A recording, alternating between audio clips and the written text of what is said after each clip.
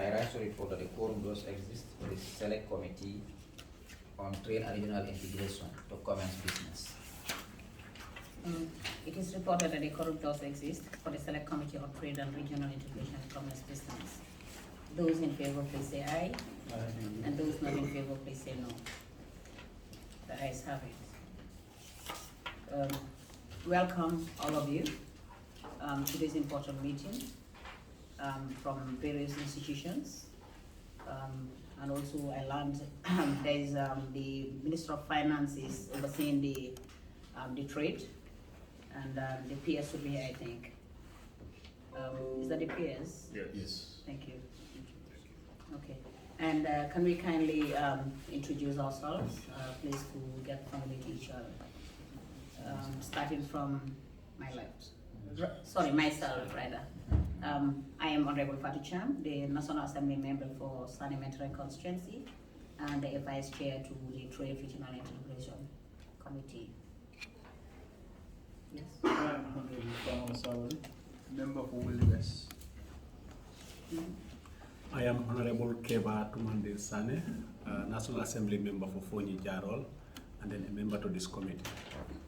I am Honorable Sekuba, member for Basse Constituency, member of this committee. Lamin Sise, member for Kia West Constituency. Good morning once again. I am Ibrahim Jiao, Assistant Senior Committee Clerk and the Clerk to this committee. Yes. Yes. Good morning, Mr. Lamin Dampa, Permanent Secretary, Minister of Trade, Industry, Regional Integration and Employment. Good morning, my name is Abdullah Jami, Deputy Permanent Secretary, Ministry of Trade. Good morning, my name is Usman Bojang. I'm the Director of Trade at the Ministry of Trade. Modulamin Sow, Director of Investment Promotion and Facilitation, Giepa. My name is Hassan Gay. I'm the Deputy Permanent Secretary, Minister of Trade. Omar Baji, Acting Director, Industry and Investment, Minister of Trade. Good morning. I am Nasir Ujani. I'm the head of the Weights and Measures Bureau. Good morning. My name is Umar Kante, Head of Planning and Statistics, Ministry of Trade. Good morning. My name is Carlos Gomez, Export Promotion and Facilitation Director, Giepa. Morning. I am Awoluchijan M.A. Jaro, Meteorologist at the Gambia Standards Bureau. Good morning, Aziz Balagay, Principal Economist representing the Directorate of Integration. Good morning, my name is Fanambo, Senior Human Resources, the Gambia Standards Bureau. Good morning, my name is Mary Mann, the Principal Conformity Assessment Officer, Gambia Standards. Good morning, my name is Ibrahim Ajalo, Director of Standardization at the Gambia Standards Bureau. Good morning, my name is Yaya Dabo, Head of Finance and Admin, Gambia Competition and Consumer Protection Commission. Yes, good morning, I am Alhaji Sambu, Head of Legal and Enforcement at the Gambia Competition and Consumer Protection Commission. Good morning, I'm Babu Karsise, Director of Competition, Gambia Competition and Consumer Protection Commission. Good morning, I am Basil Mujai, Director of Consumer Protection at the Gambia Competition and Consumer Protection Commission. I'm Odysseus, CEO of Competition Commission. Okay, good morning. I am Honorable Fali M. Kora, Tumana constituency. Okay, welcome all of you to this important meeting, as I said earlier.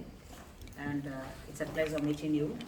It's the first time, of course. And I know you're familiar with some faces. Those are the new programs, rather.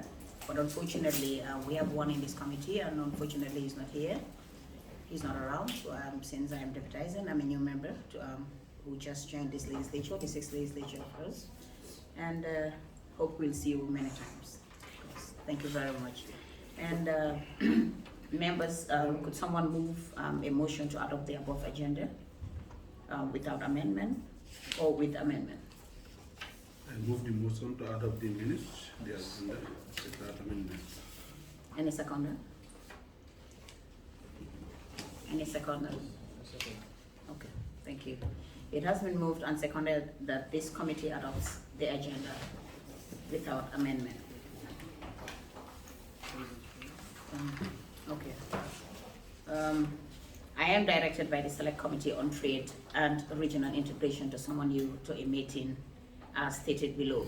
And the date, of course, is 6 July 2022 at 10 a.m. And sorry for keeping you waiting so long. There are certain arrangements that were taking place. We are trying to do anyway.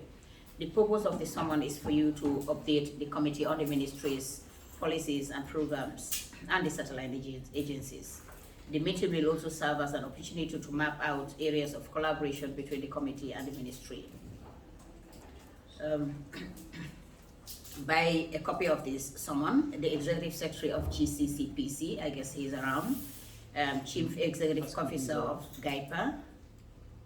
Excuse me? He's around. Yeah, he's around. I know him. He's around, yeah. Chief Executive Officer of Giepa. If he's around. He's not around, but represented by the director. He's on annual leave, and his senior management is representing him. Director, Investment Director, Export, here to represent him. Chief Executive Officer of GCCI. GCCI is not here. Unfortunately, I think she called to say that it was late for her to be notified, and she couldn't make this. I have prior engagement and having a meeting as we speak. She's sending somebody to come and represent her. Yeah, but I think I think we need to have a better understanding of the role of GCCI. It's not a government institution; it's not subvented by government. Then I don't think they have any role to play, coming to National Assembly, because it's not a government institution and it's not subvented by government. It's a private sector organization. Yes. Okay. I'm not sure they're on the trade. No, they're not on the trade. No, they are not. Okay, we will. I think we'll address that internally. Yes. Yeah. They are not on the trade. Okay, we'll address that internally. And the Director General of Tgsb. He couldn't be here. He's also on annual leave. He's on annual leave. Okay. The director. Standardization. Director of standardization. That's the most senior director. Okay.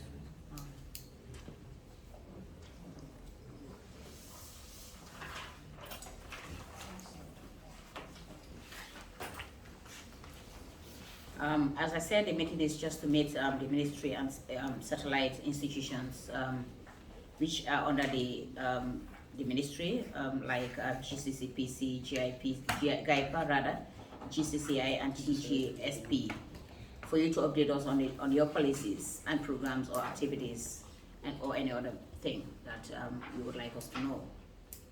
So I think we will do this by institution, rather. Starting from the ministry. Yeah, that's what I mean. We'll do it by institution. Each institution will do at least a head or a representative will tell us something about their institution. So we'll start it from the ministry, that is the PS, from the Ministry of Finance. Trade rather. Thank you so much, honorable members of the Select Committee on Trade. I've just recently been moved to Ministry of Trade, although I've worked there previously for 20 years before I've been moved out to the Ministry of Health. I just moved back only about 2 weeks ago, and I would want, if he could permit me, my deputy and the head of directorate will briefly touch on various policies and programs that they are dealing with, because I just also trying to pick up, has just been moved there so that I can be in a better position to be able to, give you a more update. Because if I want to do the presentations myself, it may not be able to get, what is actually required. Then I'll start with Abulai, that's the Deputy Permanent Secretary, and he's responsible for trade and integration. Then he will briefly introduce then Usman, that's the Director of Trade, we'll pick it up from there. Then we have Deputy Permanent Secretary, also responsible for employment and industry, Mr. Gay.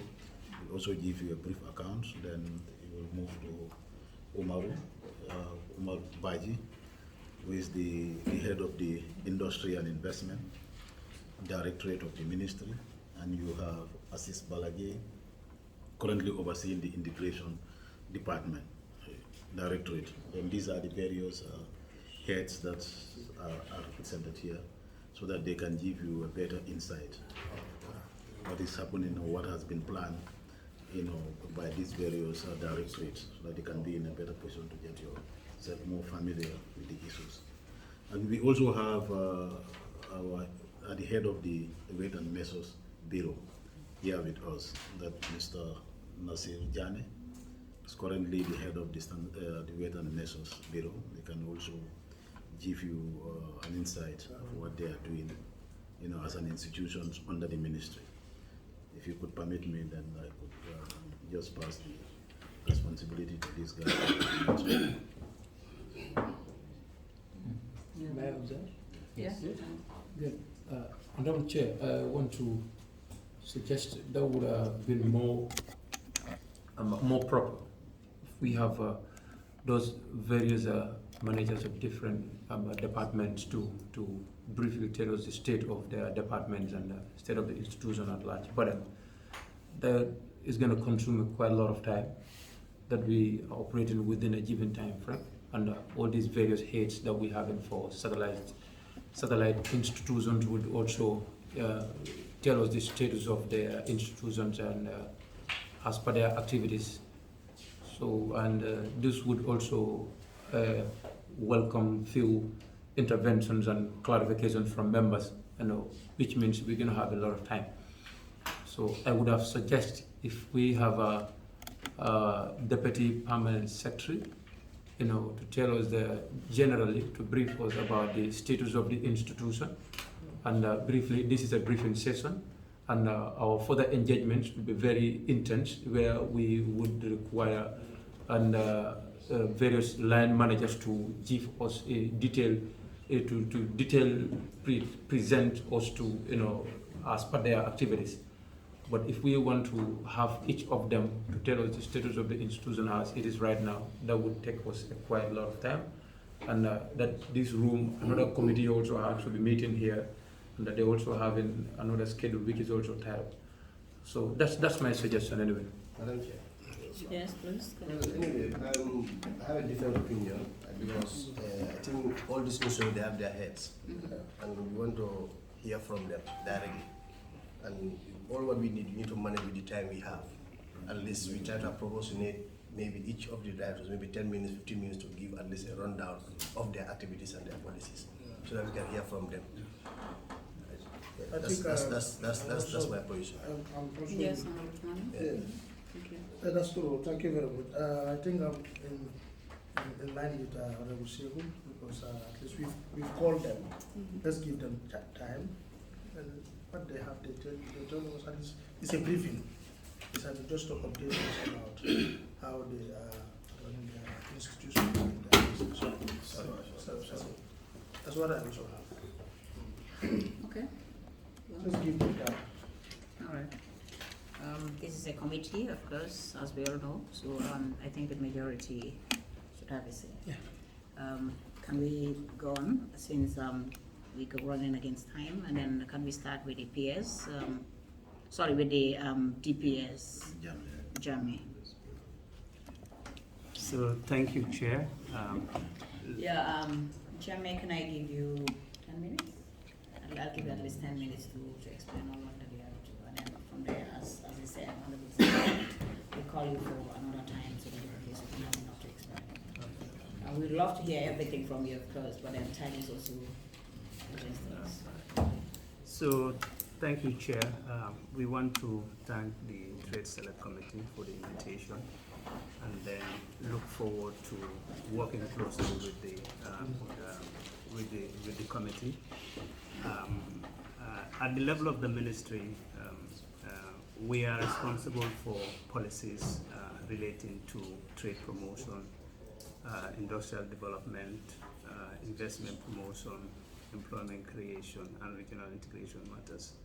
So currently we are implementing about 5 policies that are guiding the activities of the ministry, We have a national trade policy that basically guides our activities and programs relating to promoting trade.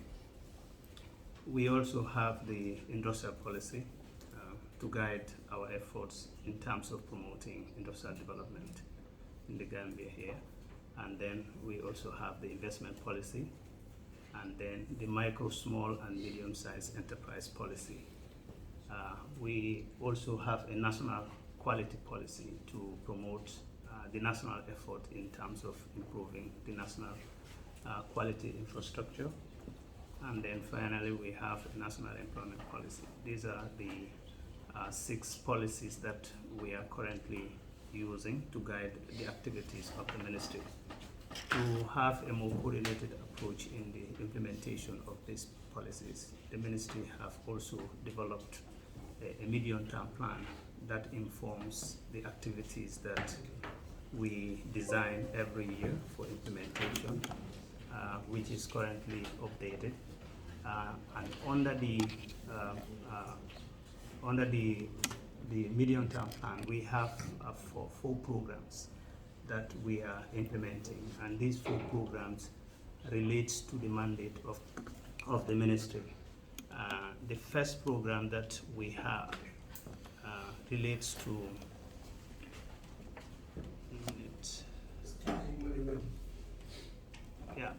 it relates to the strategic management, and this actually covers the activities that we are doing under the in terms of improving the administration and the institutional reforms that the ministry is currently implementing, as well as the planning aspect and statistics that monitor and report on a quarterly basis the activities that the ministry implements. This second program is promoting domestic trade. Promoting domestic trade, and under the domestic trade policy, we have program. We have 3 programs. We have trade promotion, trade cooperation and promotion, and this is the program under which we coordinate our cooperation bilaterally and also with multilateral agencies, and also in terms of trade facilitation vis-a-vis how we work with the different government institutions to be able to promote trade. Then the second program is the third program is the standardization and quality development. And this is the program that is linked to the work that the Gambia Standard Bureau is doing. So each of these programs, you will have the opportunity to hear from the directors and the agencies what we are actually doing under the program. The fourth program is the competition and consumer welfare, and this is the program that the Gambia Competition and Consumer Protection is related, and all the work related to competition issue is also linked to this program. Then the third program that we have is the industrial and enterprise development.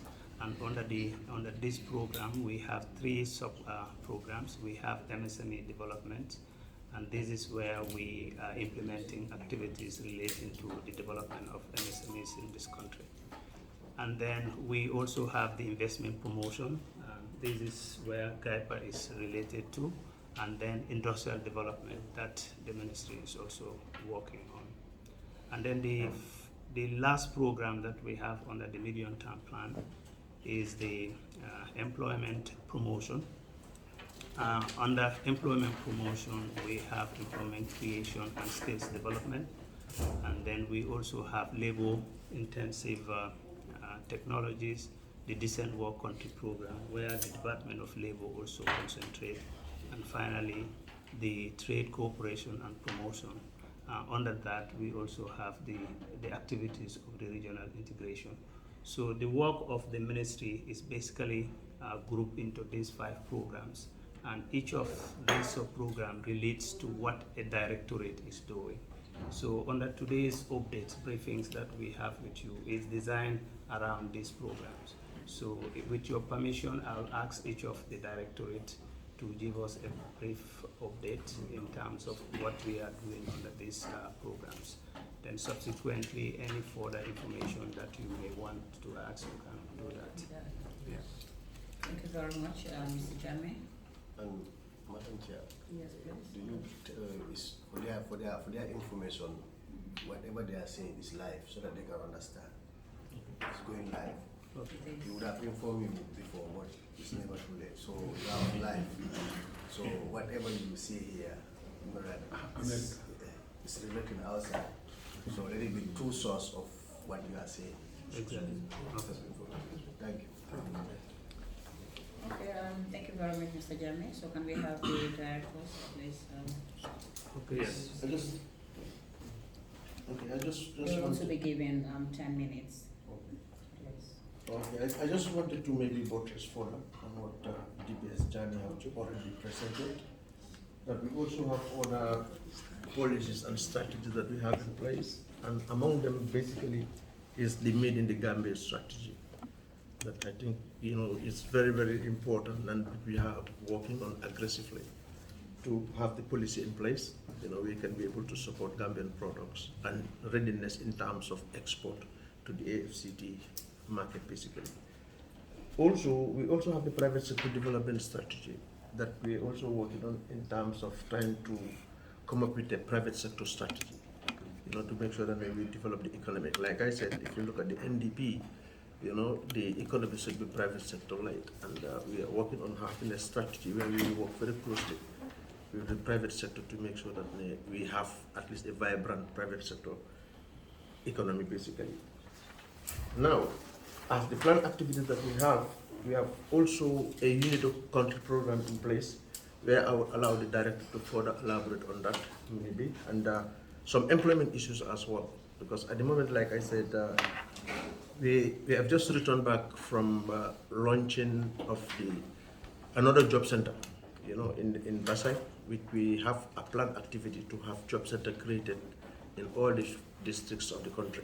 So this is the second job center, and it was launched yesterday in terms of promoting employment, especially among the youths and women. So this was launched yesterday in Basai. And also the 2020 Labor Bill and the 1986 ILO Constitution instrument has been ratified as well. And approval has been done by Cabinet, and it is currently at the Ministry of Justice for onwards transmission to the National Assembly for adoption. Also, we are also at the very advanced stage in launching the National Employment Policy 2022-2026. The planning is now very advanced, and now we're just waiting for a date from the President and also some of the executive invited so that we can be able to launch the National Employment Policy. So basically that is also very advanced. A committee has been set up, and basically we are now just awaiting for a date to launch the National Employment Policy. Also, we have a job center, like I earlier alluded, which I think an MOU has already been signed between the Ministry of Trade and the National Youth Council, and also the Executive Director of the National Youth Council. So this is in place already, and hopefully we can get it operationalized as early as tomorrow, possibly the one that we launch in Basel. But the one that is already in KMC is operationalized. So maybe without further ado, I will allow my director to further elaborate on some of the activities we have, like the UNITO program, etc. So please. Mr. K, you have to wait. Let Usman. Okay. Program by program, so that is much clearer. Exactly. Okay, sir. Thank you very much for your attention. Yeah. Thank you. Thank you, Mr. K. Thank you, Chair. As I said, I'm Usman Bojang. I'm the Director of Trade. Just to buttress on the point made by DPSG and DPS Giepa. The ministry's work is purely guided by a sector strategy. So we have a sector strategy that is linked to the National Development Plan. And that sector strategy is the MTP, medium-term plan. So we have a sector strategy that we are all trying to work within. But the objective is to achieve the objective of our objective in the National Development Plan. So the program area that falls on the trade is called trade promotion and facilitation under the MTP. And basically what we try to do there is to promote our trade development through support to the private sector. But the guiding policy is the trade policy. So we have a national trade policy. And one of the fundamental key objective of that policy is anchored on liberal market system. So we don't have a price control regime in a sense, which is usually some misconceptions about the general public that Ministry of Trade should be able to come on board to fix prices if there are price issues. So the trade policy is liberal, but within the liberal, even though it's liberal, but we always make sure that we monitor the market. So we have a system in place where we do monitoring of stocks and prices of essential commodities on weekly basis. So we have a set of importers that we are working with. So on weekly basis, we take stock of the stock levels in terms of essential commodities and their price levels. This is just to give us some idea about how the market is operating. And periodically we engage them. If we see some kind of distortions in the market in terms of prices, we will engage these stakeholders, trying to discuss with them and see how we can maintain prices at a certain level. So we do that on weekly basis, just to understand the market. But the challenge was that the regular reporting of the data was a challenge, so we developed a regulation. We have Essential Commodities Act that is empowering us to be issuing licenses to these importers so that they can provide us with the data. The act, we try to be careful. Essential Commodities Act. We try to be a little bit careful not to introduce any element of price control in the act, but to make sure that we have some mechanism where we can engage with these importers for regular updating or provision of the data. So we've been working on that, and they've been providing that data. As we also working on trade promotions, we, as Dr. said, we also participate in a number of bilaterals and multilateral trade negotiations, because as we know, trade is mainly about rules, especially in the multilateral level and the regional level. So bilaterally, we can have a trade agreement with a specific country, so we negotiate on those terms.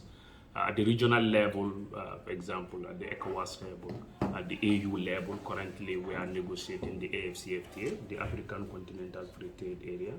So the Directorate is coordinating Gambia's participation in that negotiation to make sure that the rules that are going to be agreed, we are all, it favors us in terms of our trade and our promoting our products to those markets.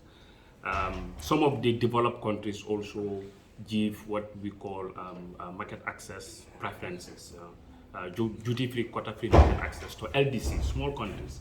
They can allow you to export your product to their market, duty-free, quota-free. But normally when they give you that, you have to work with them on so many other things to make sure that everything is right before you can access those markets. One example is China. China is giving Gambia duty-free, quota-free market access. So we are working with them to make sure that we are able to get our products in Chinese market duty-free. We understand that some countries are already benefiting from this, like Senegal, and some of our exporters are even using Senegal to go to that market. So we've selected a number of products. We have groundnut, sesame, cashew, fish, working with them. Because since it's duty-free and these are food products, they have to do some risk assessment to make sure that they are safe, for their market. So we are working with them on that. Along the line, we are able to, I think we are succeeded in sesame for now. We got a notification that sesame is allowed, but the other products we are still working with them. Similarly, US is also giving, under the AGOA, Gambia is eligible to export to US market, duty-free, quota-free. So we are working with the US embassy to develop a regulation so that we can able to access those markets. So trade, basically what we try to do is to support our domestic production and also value addition. And sometimes the challenge is you don't have the resources from GLF to be able to do these value-added, value-supported initiatives. So normally we liaise with donor partners to get some projects that helps us to support our trade development.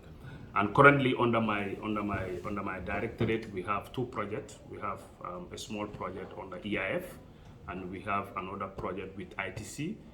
Basically is to support trade mainstreaming, because we make sure that, as we know, trade is cross-cutting in terms of policy. So you have to be able to build the relevant capacity of the relevant institutions to be able to mainstream trade in their sector policies. So that programs, we are always getting support project to do that. The other key element that we work on, this year we're trying to get a program under the ministry called Sea Trade Hub. It's a dedicated program to support women-owned businesses, trying to work with development partners to mobilize resources to support women that own businesses. Because we had a project that really worked too hard, and the project concluded last year. We want to sustain the gains of this project. So now we have a Sea Trade Hub program. Government is committed to give some funding, even though it's limited. This year we have about 1.5 million. But we are working with development partners to see how we can mobilize further resources to support women-owned businesses only. So currently we are registering those who are interested to join the hub, and they will develop programs for them, and they look for resources for them and trying to support them, women actually, for them to be able to add some values to what they are doing, value addition, and to be able to access market. The other thing is all the trade policy implementation, as we said, it cut across different sectors. So we have some committees that helps us in coordinating trade development. So at the national level, we have a national trade policy decision-making committee.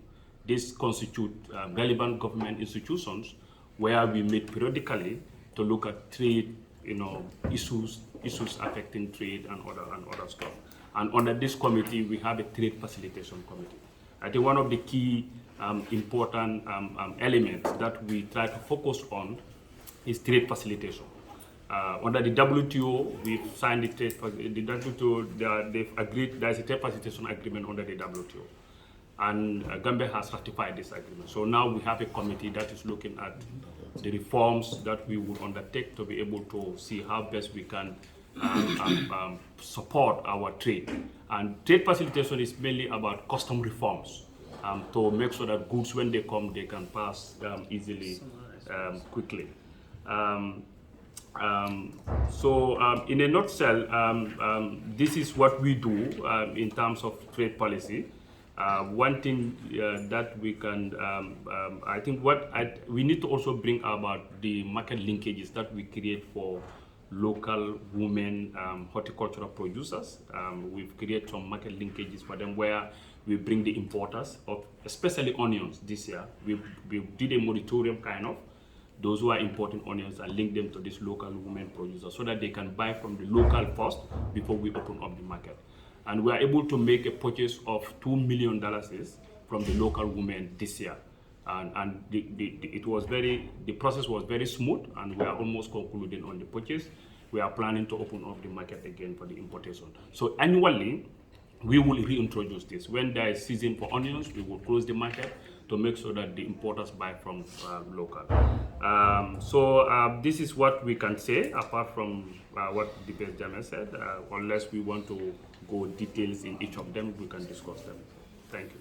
Yeah, thank you very much, Usman, the Director of Trade. Right. And can we have the next person? After all, then so we allow them to do the research. Let's allow them to learn, and then there we can go. Thank you, Chair. So the next 2 programs relates to Standard Bureau and Competition Commission, which are our agencies. So we will first start with the ministry, then we can go to the agency. So we'll jump those 2 programs and go to program 3, which relates to investment. Then I'll allow the Director of Industry and Omar. Okay, thank you, Madam Chair. I wish I have more than 10 minutes, but nonetheless, I'll try to squeeze and report on the activities we are doing vis-a-vis the strategies we also want to implement this year and the years to come. I will first start with Industry Directorate. What we do, we work with our partners at the regional level and also at the UN level. That's UNIDO. That's our main partners at the UN level. And so most of our industrial policies or actions are also based on the framework, inclusive framework for industrial development, sustainable industrial development. That's the UNIDO framework. And also within the sub-region, that's the AU Third Industrial Decade for Africa. If you may recall, in 2016 July, the African Union declared this decade as the third industrial decade for Africa, for Africa's transformation to industrialization. So what we are trying to do down here, as per the industrial policy and the trade strategy, we developed an industrial policy in 2018 to drive our trade. Because if you may look at our trade patterns here, basically we are doing distributive trade. You buy from others and you just sell to, there's limited or no value addition. And also industry's input or contribution to GDP is on a decline. From 20 years it was 8%, now it's basically 4%. And if you want to have any meaningful, sustainable economic growth, you have to industrialize, whether it's through agro-processing, looking at our comparative advantages or our competitive advantage. So what we are trying to do, we are trying to promote for the first time a Made in the Gambia strategy. We worked with UNDESA and UNIDO also to develop a Made in the Gambia strategy, trying to promote our local production and local value addition. So we intend to do this by developing a very stratified action plan, and also to have a cluster development strategy that will operationalize the Made in the Gambia strategy. And also, as per the MSME, as my DPS mentioned, we have an MSME policy. Under the MSME policy, we also have what we call an MSME policy implementation committee that have different stakeholders from government and private sector, from the Office of the President to GCCI and other relevant players. That will, once we work with UNDESA to develop a resource mobilization strategy. My colleague, senior colleague, Director of Trade, made mention here that we have challenge in having funding. Most of our operations, especially in industry, almost 90 to 95% of our operations are funded by partners and donors, and that's why you have it very challenging to make an impact within their ecosystem, because most of the donors also have conditions on their funds. So if you want to make any meaningful impact, government have to do the heavy lifting. And I think this year our industrial development, for the first time, we have 1.5 million to the industrial development vote. So we're also trying to develop, with UNIDO, we are trying to implement what we call a country program. That's UNIDO country program. It's like a project with series of sub-projects under it. It's a 5-year program. It was signed into effect in November 2021. So we are trying to operationalize the country program. It has 5 areas. One is to do with agro-processing. Another one on the special economic zones or industrial parks. You have to have the quality as the third output, and also MSMEs. If you look at our business sector, basically we have 90 to 95% of all the business in the Gambia, either micro, small, or medium-sized enterprises. And we'll also come to that. That also led for us to do, we've done a study, we call it MSME mapping, and we realized that almost 86.5% of our businesses are informal, meaning they are not registered with government. What is the advantage to it? They are free to go, but then to government, these people are not captured within our mainstream. So their economic activities are not officially captured. So basically, government are on a report in terms of their GDP. But how can we also make them formal? What are the incentives to formalize businesses in the Gambia? And chunk of those MSMEs are women. And so they don't even tend to benefit from government support. And one of the major buyers in every economy is the government.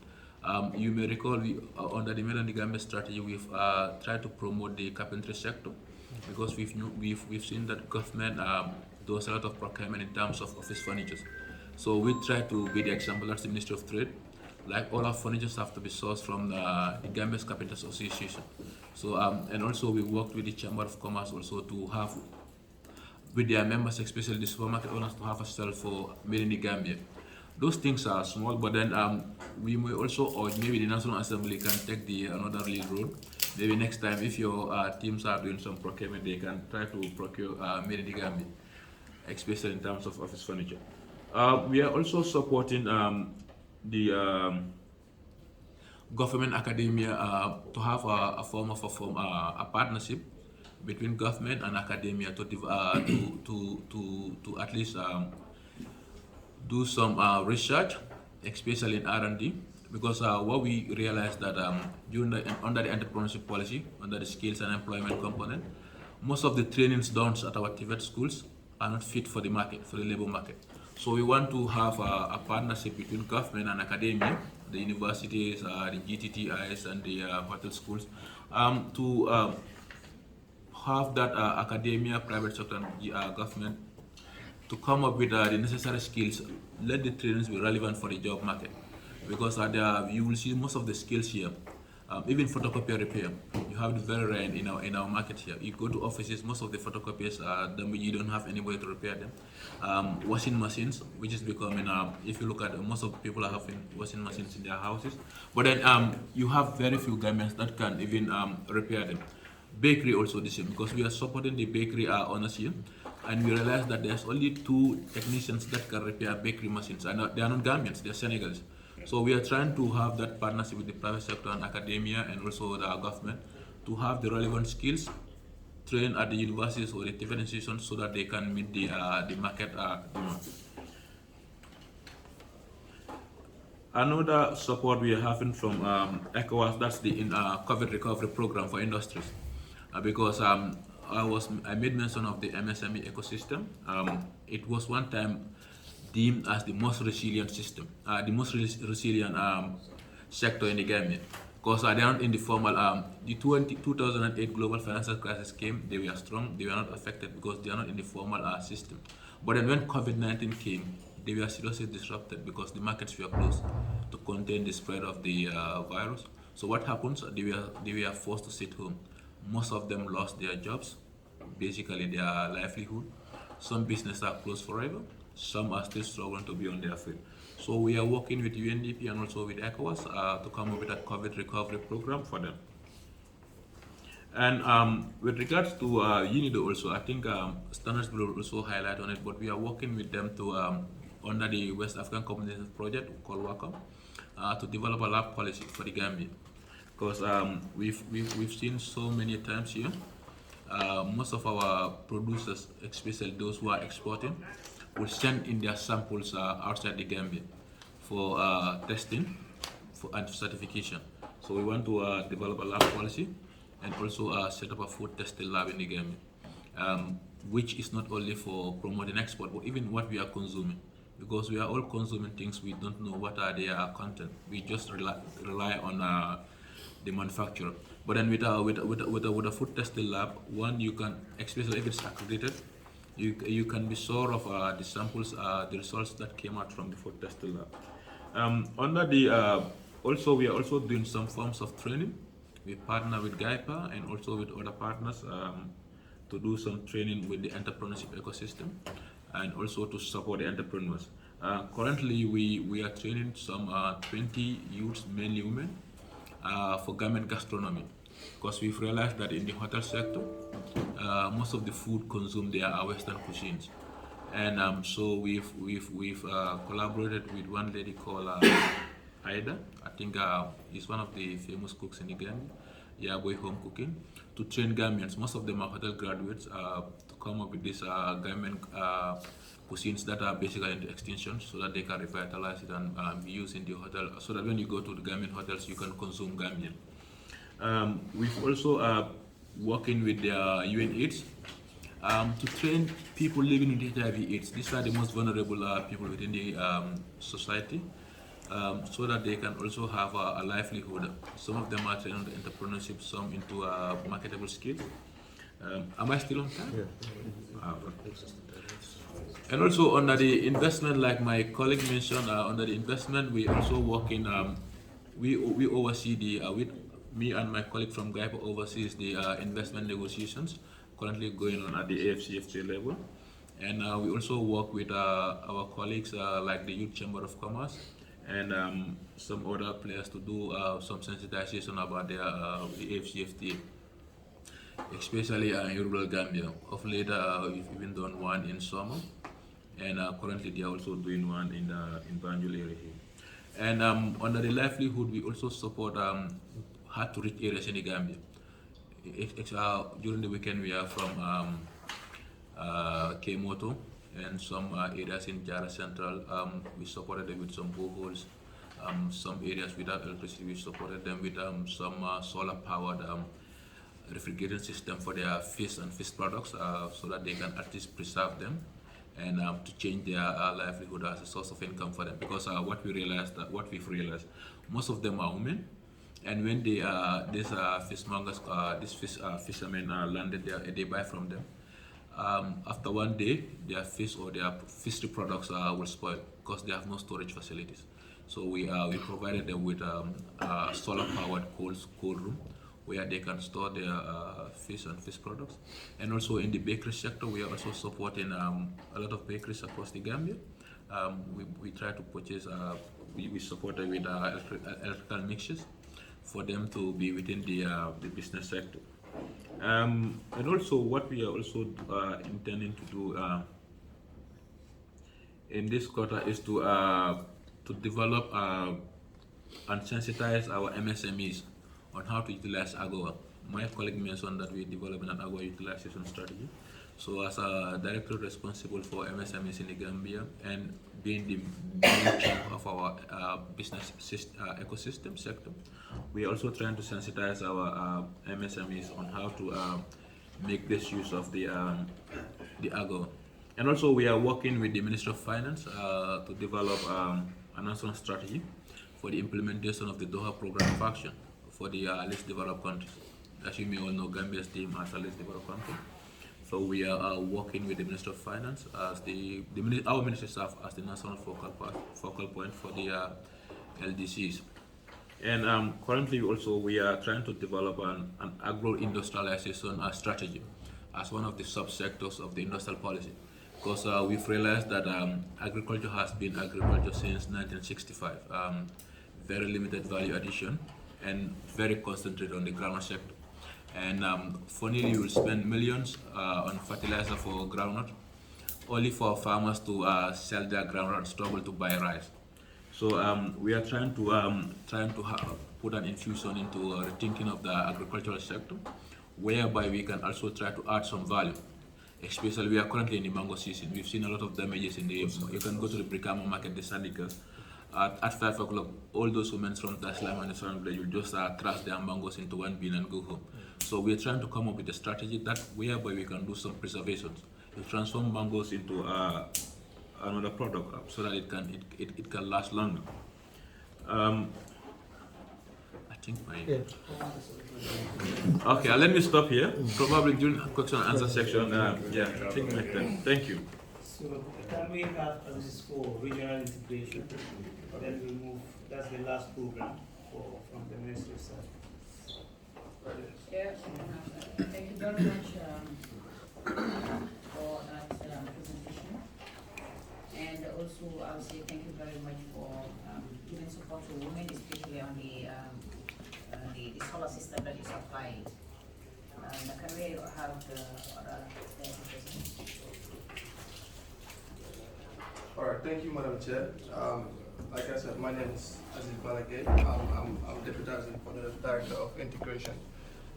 So the Regional Integration Directorate is responsible for the coordination of all regional integration issues at the Ministry of Trade, be it ECOWAS, AU, OIC, and the rest.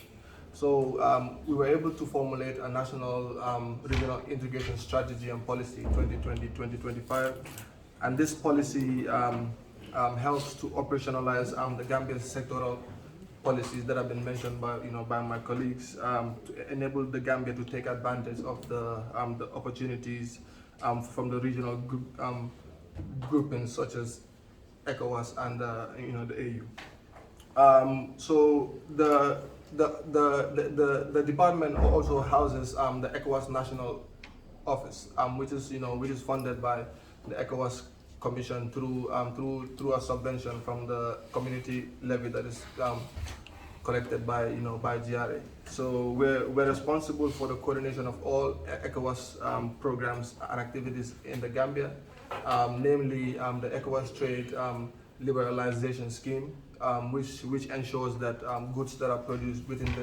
the region move freely without the payment of custom duties. We also monitor the implementation of the ECOWAS Common External Tariff, as well as the community levy on goods that are from third countries. One of the key activities that we always do in collaboration with all the partners here, be it GCCI, Gccpc, police, immigration, is the sensitization of ECOWAS protocols, especially at the border posts where we have all the the agents that are present for the free movement protocol. One of the key activities that we had been doing for the past 24 months is to lobby for the ECOWAS presidency, and I'm sure many of you know that the heads of state have recently appointed Dr. Omar Toure as the president of the ECOWAS Commission. Some of the activities we also do is to ensure that our ministries also work with the National Assembly to ratify and domesticate some of the protocols. We're currently working with the Ministry of Interior and the Ministry of Justice to work on the ratification on the protocol on conflict prevention, management, resolution, peacekeeping, and security. The Directorate is also working with ECOWAS and the African Development Bank to conduct a feasibility study on the Trans-Gambia corridor for the establishment of a special economic zone. The government having realized the importance of that corridor intends to make it a special economic zone to attract investment so that businesses can benefit from the regional integration. In the first few months of the year, we also worked with the ECOWAS Gender Center as well as the Ministry of Gender through the PAPEF project in the fight against child trafficking and the implementation of strategies for the protection of children's victims of human rights abuses and violation in West Africa. So some of the interventions include the reintegration of children into their homes, especially those that are returning from the Quranic schools in Senegal and the southern part as well. Right now, we're also working with ECOWAS on the implementation of the Namdi Azikiwe Academic Mobility Scheme.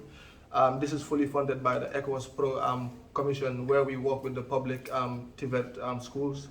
We offer scholarships to students in their final year that are doing TVET, as well as those that have recently graduated to attach them to industries on a 12-month internship program.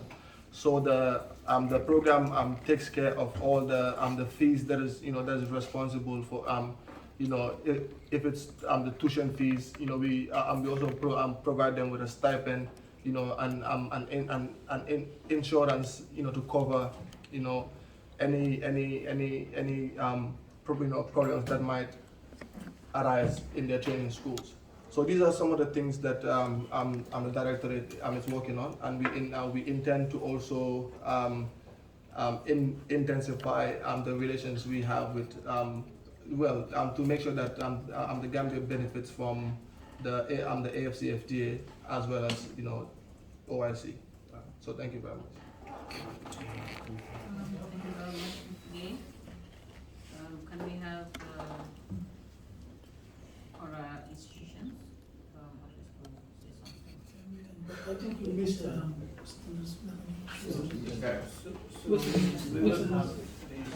institutions. Now we can start with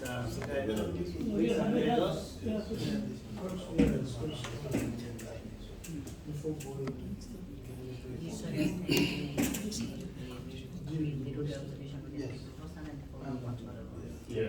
Otherwise it will be too much. Okay. Okay, thank you very much. We've had a lot from the ministry, and some areas are really impressive, but there are some that you definitely need to add up. Actually, trade is something which is very, very important to the country, and because of trade, the country sings or moves forward. So since it is that important, I think there is a lot that we need to improve on. And I'll open the floor to members in case they have any observation, and then at least they can say something.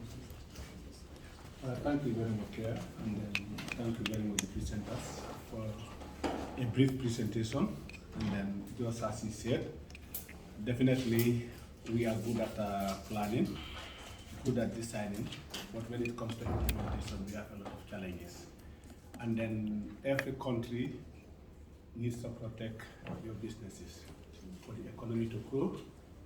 And then I don't know how far we're getting into this, because we are here representing people, we are here representing businesses. And then the way the business is conducted, or the way Gambia is open to foreign investment here, it's good that we invite them, but they should not come and push our businesses out. And then, like, if you look at that, let me just give the example of this cashew trade, because our farmers are having a big challenge on it. And then you look at again this onion. I don't think we need to wait till when the people are crying. That's the time we need to protect those businesses, because there was a time the women were crying, no market for their onions. We opened our doors. Senegal were here, their onions on sale, while our onions, no market for them. And then some of them ended throwing away their onions, which is very sad. So how are we going to promote them? We have to look at things, definitely. Gambia is a small country, and then we've been blaming our leaders for the past either 400 years, 30 years, 22 years. And then now, I can even say it's worse if you listen to the public cry. And then yes, we are lacking human resources, like the technocrats. Now, if you compare before and now, we are better off in terms of technocrats.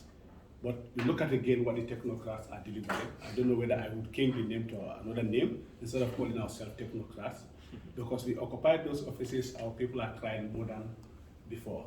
So I don't know how we can move forward without the promotion of our trade policies, because this is the only thing we can improve in our economy. If not, we are not moving anywhere. We need to keep things moving. We need to move from where we are. If not, there's nothing working. Everybody's complaining. And then it's easier for, like, let me use Senegal, our neighbor, to bring their products here than Gambia taking our products outside. I don't know what we are doing. We are compromising too much on that. So that's my comment at the moment. Thank you very much, Honorable Tumani. That's a very good observation. Our own country, depending more on export than import, especially by the neighboring countries. And I think this is very, very good. It's a very good observation. And I think the ministry is taking note of that. And maybe probably in our next meetings, at least we can elaborate more on that. And can we have another honorable member in case you have any observation? Yes, let me just thank you very much. Yeah. What is his name again? Usman. Usman. You made a very nice and wonderful. Thank you very much for that. You made mention of price. Price today is the #1 problem in this country. With people are always complaining of price of commodities. And then how far? How far have you gone on that? To make sure that people need to know exactly what is happening in the market. But if you people are sitting in your offices, you are not sensitizing most of the people, especially those in the provinces, those that do not get access to the social media, they are not educated, they don't know. Prices are always escalating both day and night. So what step are you taking now as of now? Have you just mentioned of price issue? Yeah. So maybe I will just introduce it, because this is a very important topic for us as a ministry. So I will just introduce it. Maybe then I can allow others to just say something about what we've been doing. As I said, the trade policy that we have is anchored on liberal economic system in the first place. So we don't have a price control regime. And Gambia, naturally, we are net importers. So we import most of these things. So if we have a problem in the global value chain in terms of restrictions, then it has price implication, and it affects what you import. So before the COVID pandemic, I think globally there is stability in prices, even from the source market of these essential commodities. But with COVID, there are restrictions imposed and some export bans in some countries. There are problems with containers. Container prices were overshooting. So all that culminated into high cost of bringing consignment to the Gambia. I think before the COVID, a 20-feet container can cost you about $2,000 to $3,000, but it went up to $7,000, $8,000 up to port. So most of the price issues we observe is external factors. They are related to global value chain disruptions. And that is something that is very difficult for government to remedy. But we also understand that what we can do as a country is from the port, what do we do to facilitate the easy transit of this thing so that we will not see that continuous hike in the prices. So we've been, as a ministry, we've been working with the relevant institutions. GRA was part of the institution we are working with tirelessly, very closely, Port Authority, to make sure that essential commodities are given certain priorities in terms of clearance.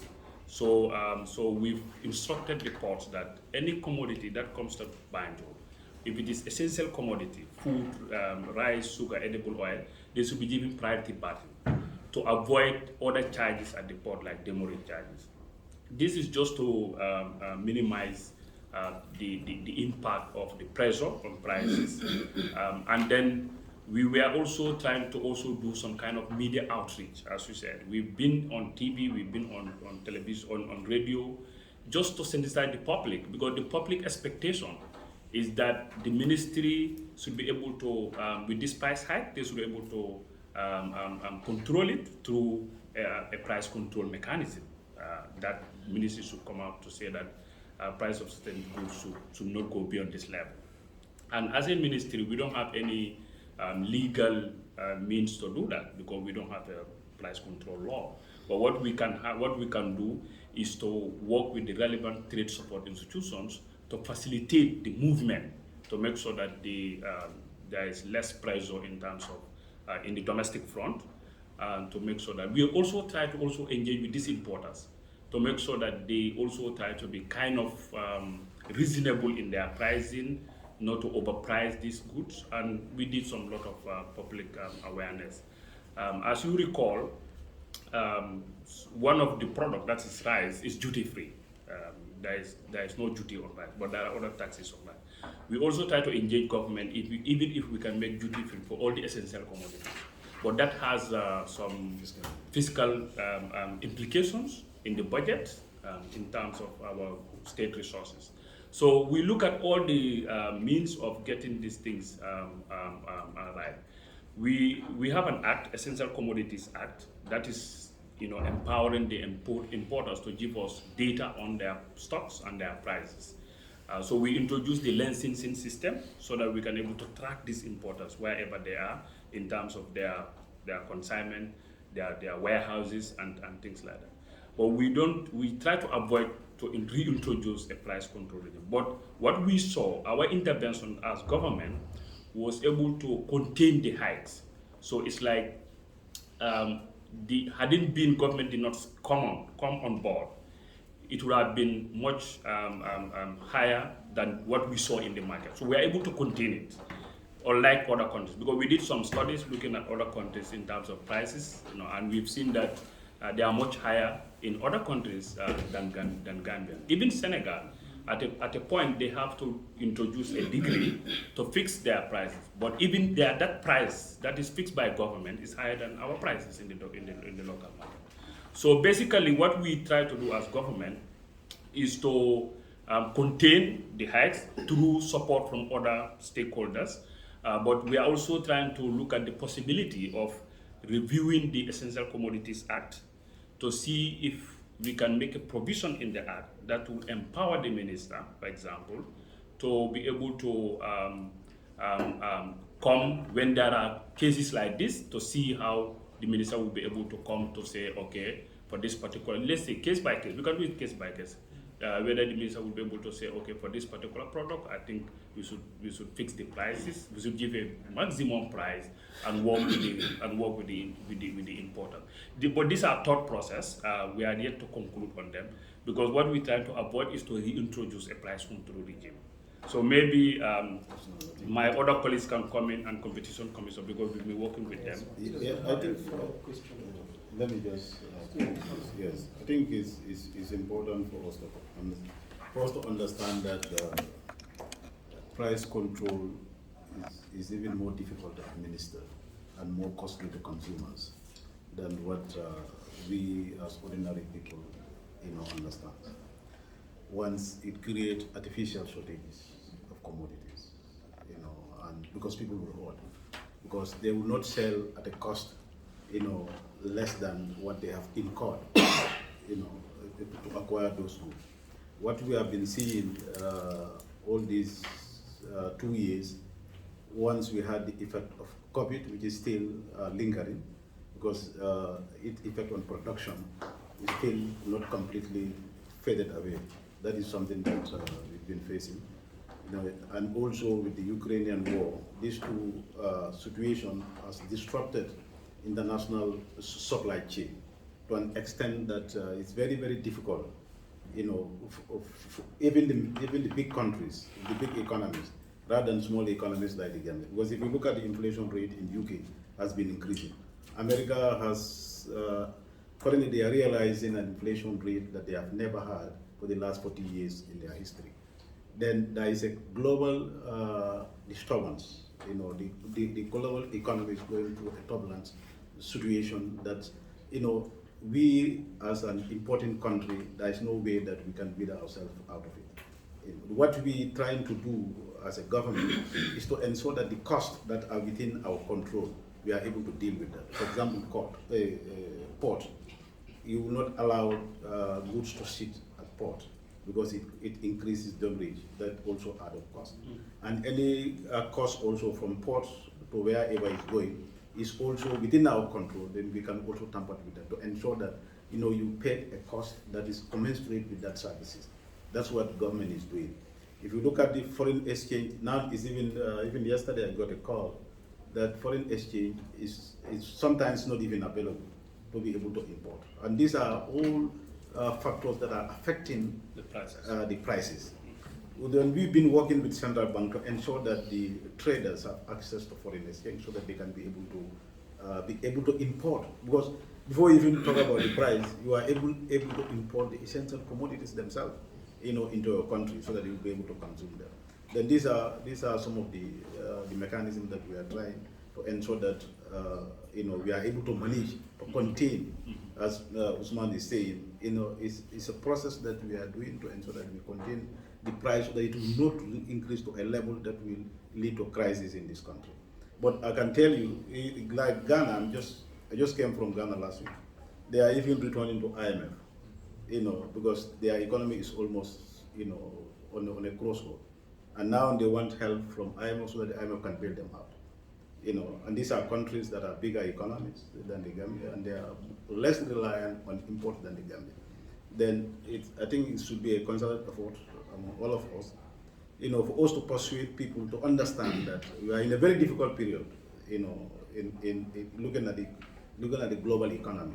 It's not only, and Gambia cannot be an exception to that, especially when we are importing everything. And this is the time that we should also be encouraging, for us to produce things that we can produce locally, and try to encourage ourselves to eat things that we can produce locally. Well, because this kind of situation, like Ukraine, is 40 million. That's just like what the president was saying. 40 million people, you know, the factors that affect their export, you know, affect the whole entire continent of Africa. And this is only 40 million people. You know, that is very interesting. You know, and this is why you see the wheat prices going up, you know, you see fuel prices going up, and fuel has a direct impact on importation, the cost of import, because shipment and all the other things are affected. Thank you. Yeah, before you, sorry. Thank you very much. Yes. I just wanted to ask this, like, if you look at this, I don't know whether it's because of your trade policies. Julbro is already gone to Senegal. We are losing a lot of our export to Senegal. That's where most people are importing, even cars. You go and pick it in Senegal. So we are losing a lot at the ports here. So I don't know what is happening. Is it because of our trade policies? People are running away, even at the airport. People now even prefer to use Senegal airport than the Gambia. No, it's not actually that. You know, Senegal, Gambia is more competitive than Senegal for the last few years. So I can say for the last many years. Recently, Senegal has also been able to improve their competitiveness. They have expanded their port services. What happened after the change of government, because there is a lot of business confidence in the economy, then there is an upsurge of trade, you know, into the economy. Then, and the current capacity of port is not able to contain that. And now that's what is making it expensive for you to import directly to the Gambia. Because the shipping time, the cost of coming to the Gambia. Because when the ship comes here, for example, if he has to spend 24 hours in Senegal, he has to spend 2 weeks in the Gambia. And that's a lot of cost for the shipping agency. Then they will not want to incur that for nothing. And that is really affecting our importation. Senegal has improved their ports, and they are able to overtake us. But I'll tell you, with the new expansion plans of ports, if that goes right, there is no way that Senegal can compete us. You know, because if you look at our system, our processes are more simpler and more efficient and less costly than Senegal. The bureaucratic nature of the Senegalese processes make it expensive for importers to use. And this is why Mali, Guinea-Bissau, they were using Gambia, because it's much easier and cheaper to import through the Gambia, you know, transit your goods through the Gambia. But because over time they are able to invest and overtake, and they have overtaken us. But this is something that's how, you know, economies works, and that's how the countries compete. So you agree that we are losing our businesses to Senegal? No, but this is just a short period. It's just a short period. Yeah. And maybe if I can add, Chair. Sorry, honourable members, I would prefer if you can ask permission. Yes, thank you. Sorry. Thank you. And thank you very much for that observation, Honourable Tumani. Honourable Cisse, do you have any? Yes, I have a few observations, and not actually observations, but questions. And but I think you took enough time, right? Yeah. And to Usman, right? Yes. And it's not something that should be new to any one of us. You've talked about the liberal market system, which is actually the kind of government system that we have in place. And of course, once we have that kind of governance system, you know, it has to be reflected on our trading system as well. So, but then when it comes to, you know, since you've talked about duty-free for rice, but then there are other taxes which are levied on rice importers. And what are some of those taxes? And because this is very, very important.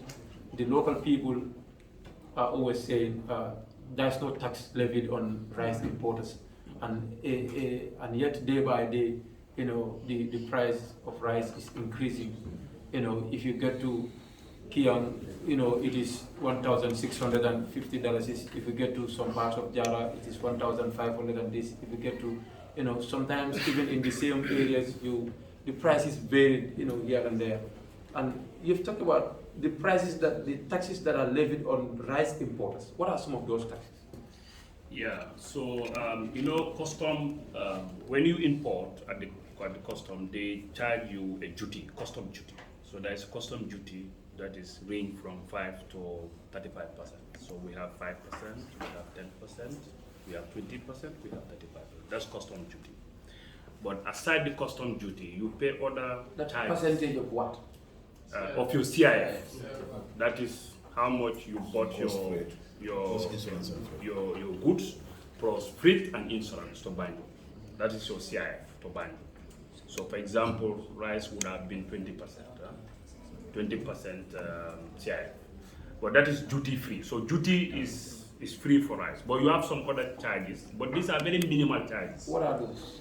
You have a charges called processing fee that you have to pay when you bring rice. You call that a percentage? Yes, I think processing fee is about 1.5% of your CIF. We have ECOWAS levy. That is 0.5 of your CIF. AU 0.2, AU levy. These levies are contributions to these institutions. You know, ECOWAS, before we do, member states will have to contribute to the budget of ECOWAS as a member state. But now that has a problem, so now they translate this into levies for imports coming to ECOWAS, outside ECOWAS, coming into those member countries coming outside ECOWAS. So we have, AU also is doing similar thing, which is 0.2%. But if you add these together, it's about 2.2 of your CIF. So that will not have much effect on the price because it's very minimal, this charge. I would suggest we domestically work on some of the issues that are happening at the ports, yes, and internally how goods are moving, because yes, we definitely know the earnings of the majority of the civil servants of this country, and some are even earning less than $4,000. You need to buy a bag of rice of $1,650. Your kids need to go to school. You know, their bills at home. You know, medical bills and all that. So it's not helping the majority, the overwhelming, people of the Gambia. You know, people are crying every day that they cannot, feed themselves, and it is encouraging corruption at workplace institutions, at the security sectors, and all the civil service institutions, the schools, the medical institutions, and all that. So I think your institution should try by all means and work with Port Authority and, if possible, GI and other institutions domestically, things that we are in control of. Exactly. To try to see if we can remove them completely and government take charge of them, or we minimize them to a level that the majority of the Gambian people can be able to buy a bag of rice, and able to take care of their kids and all that. Otherwise, we cannot control corruption in this country, because people are earning something that cannot sustain their family, and they need to live. They need to, get to the hospitals and have other things there. So I think those things we need to try to, to work with other people to see how best we can resolve that. And the other thing is about the 2 million that you've talked about when it comes to the purchase of the onions from the local people.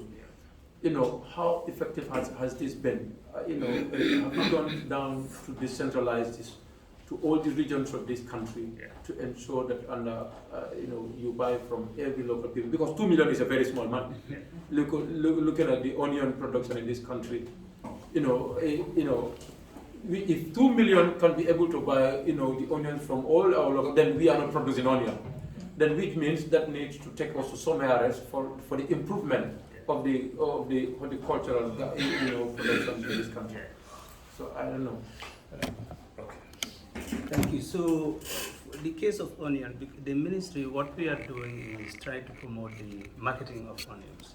We have been doing this for many years. Initially, almost more than 10 years. Every year, we used to close the border in a moratorium form, and then allow the onion that is produced locally to be sold. Now, but what we have not done, which we are currently doing now, is giving a more focused attention on how we support the women to be able to sell their onions. So initially we'll close the market, they do the selling, but it has been very positive, because if you look at the trend of onion production in this country, it has grown over time, to the extent that we have seen in our markets traders rebagging locally produced onions. So what we have introduced now to support the marketing of women onions is to ensure that we effectively link them to the importers themselves. So we have been we started this 2 years back. Before, during COVID, almost about towards the tail end of the season.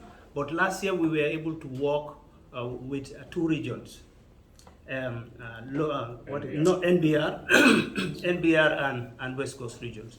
So there we were able to link the women that we are producing onions to the importers.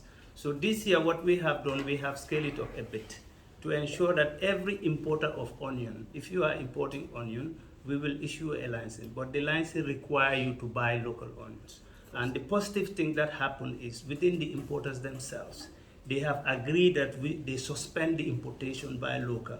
But what happened is started towards the tail end. So what we have as a strategy going forward is every year during the onion season, the importers will come, they will stop the importation voluntarily, and then they will buy. This is part of the terms and conditions of the license. So it's not only limited to one area. So we went out.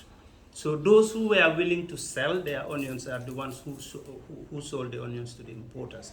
But this year the concentration in terms of those willing to buy is from North Bank and West Coast, but it's for the entire country.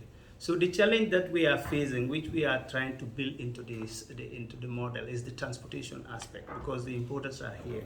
So this year we were able to facilitate both the importation and also the rebagging. We provide them with the bags and then also provide them with transportation. But going forward, under the sea trade, we are working with about 82 women business entrepreneurs, and then 10 of these entrepreneurs, they are into logistic aspect. So we were in designing the program is we will have a farm gate price, and then we will have also a price for provision of logistics, so that the market price that we are going to set would cover both the farm gate price for the farmers and also those who are going to provide the logistics. But the positive thing is we have gotten the support of the importers through the system that we are currently implementing, that every year they would buy all the onions that are produced locally. So if you want to participate, we'll give you a license to operate. If you don't want to participate, we will not give you a license, because we have to do a little bit more to ensure that what we are producing, we are able to market them, to enable the women to address the challenge that they are facing in marketing. So 2 million is small, but it's those who are willing to sell. Up to now, the importers are ready to buy. We have importers who call to say, do you have onion to sell? But if I want to believe, maybe perhaps because of the coming of Tobaski, they may be able to sell more than what we are buying from them, because we were buying at 400 per bag from the farm gate price. So if you are able to sell it more than that, you may not want to sell your onions to the importers. But this is a framework that we already established. So every year, the marketing of onions would be more improved than what is currently happening. Yeah, sorry, I think what these 2 million is only for the ones that are being produced by women locally. We have a farm that is producing onion at a very large scale, the Karafi farm. Then the 2 million that he's talking about is not about the local, the total quantity of the local stuff. No, it is not. This is just ones that are being produced by women, only women farmers. Because what happened, if you look at the history of the Karafi farm, when government started supporting them, over time, the women also showed the interest, to go into onion farming, because the industry is protected by government. At the time of harvesting, we closed the borders, just like all the other sister countries are doing. Senegal is doing that, Mali and most of these neighboring countries, they do the same. They close until all their onions that are locally produced are sold. Then they can open it. Then we also started that. Then with time, women also went into gardening, and their produce, they're seeing that they are able to sell their produce because the market is closed. and what is being coming from the Karafi is not enough for the market, and they also have a space to be able to sell their market. Then government intervention has really promoted production of local onion, especially among women. Yes, this is the situation. Yes. Okay, thank you. Sorry. Thank you very much for that clarification. And members, I will remind you that this is just a briefing, and I think we'll invite them next time. There are more time for us to invite them, and then at least we can ask a lot of questions that they will be answering, of course, so that we can learn a lot from them, or we can hear a lot from them, and of course, we'll have more time together, please.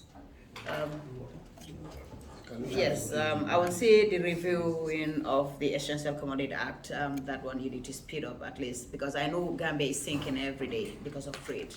And our economy is going down, absolutely it is. And Senegal is enjoying that we're supposed to. So I think trade has a lot to do, actually. So those strategic plans that they have, each of those strategic plans and the level of implementation, can you provide us with those? Yeah, we can share the copies with you, because it's going to be a lot of documents. Yeah. The club in South Africa. Yes, Honorable Cisse's question to trade on the other duties levied on rice. I think that's a very good question, but I think if you listen to our intervention from Damfa PS Jami, he was talking about the external factors that are responsible for where we are now. And since you mentioned rice, I'll just put it in context for you. The share value for rice, share price, before the COVID was 9.25. Now it's at 13.25. So even before you start adding your taxes and all of those things, you are already at 1,003. So that you know, so the factors that he mentioned, I mean, the increase in freight, the cost of rice has increased by 20%, is, are the factors that are responsible for it. But we have that in our presentation because we jointly administer the Essential Commodities Act with trade, and we do the enforcement. So maybe if you allow us to go through our presentation, you get the figures and you understand it better. So that was just so that we can also move to other institutions on the trade, or else we'll be here the whole day. Madam Chair, if you will allow, because I think, yes, my question will goes to Director of Regional Integration concerning the RSR. Exactly. So we've received some complaint, or we've received a report that in which there are a lot of complaints about other countries are not respecting this protocol. So I don't know whether you are aware of it, and if you are aware of it, how far are you going about that situation? Because it's very, very important. If you look at the situation of the Gambia also, we have very few official border posts. So, and how far have you going about making some of the important borders to officialize them? Because it is very important also. Yes, because if you look at the area of URR, you have a lot of borders there, border posts there, but they are not officialized. So how far are you going with that also? Yes. Thank you, Madam. Thank you, sir. Madam Chair, if I may? Yeah. Okay, so the Interstate Road Transit Scheme is one of the tools by ECOWAS to promote transit trade. So this is implemented by the Gambia Chamber of Commerce as the national guarantor appointed by the government. So we were aware that some of the countries, especially Senegal, they don't recognize the logbook that is given to the drivers. About 2 months ago, we were at all the border posts together with the Chamber of Commerce to find out what exactly is the issue. But if you look at how the implementation of the scheme is done, there are official channels in which these trucks should pass through. And every truck that is leaving the port should have an escort from GRA to ensure that they pass through the designated the channels. they also have designated stops in which those are the only authorized places where these trucks should park, because we're trying to avoid spilling of goods that are not meant for the market, because these goods have not paid the custom, the duties, and we're also trying to prevent drivers from adding stuff onto the goods, because that consignment is meant for a third party. But we recently realized that Senegal is not recognizing the logbook that is issued to the drivers, and we have taken note of that, and we will be engaging them in our next trade and transit meeting that we're supposed to have with Senegal. It was supposed to be in July, but unfortunately they're sorting out some issues because of movements of their directors. So hopefully in the next coming months, the Ministry of Trade will be meeting with the Ministry of Trade in Senegal, so that we can sort these things out. Senegal, we signed a transit agreement with Senegal, trade and transit agreement. Then issues like this, we have the opportunity to take it with them during our bilateral discussions with them. And this is supposed to be every 6 months of the year. We signed this in 2019, trade and transit agreement. And that's trying to encourage and facilitate trade and transit trade within Gambia and Senegal. Then we should not have problems like that for those problems to persist. Then if they happens, then the two sides can engage each other and trying to find a way out of it. Thank you. I think one of the, let me just add what Dampa said. One of the achievements in that technical committee meeting, Senate, we raised this issue with them because they are represented, their custom was there, their trade, ministry trade staff there. So they acknowledge it. They acknowledge the fact that yes, it's not, but because like Gambia did not engage them from the beginning of this initiative, so that they also own the process and then they can able to support it. So now we've agreed that the custom of Senegal and our custom will sign an MOU on this ISR.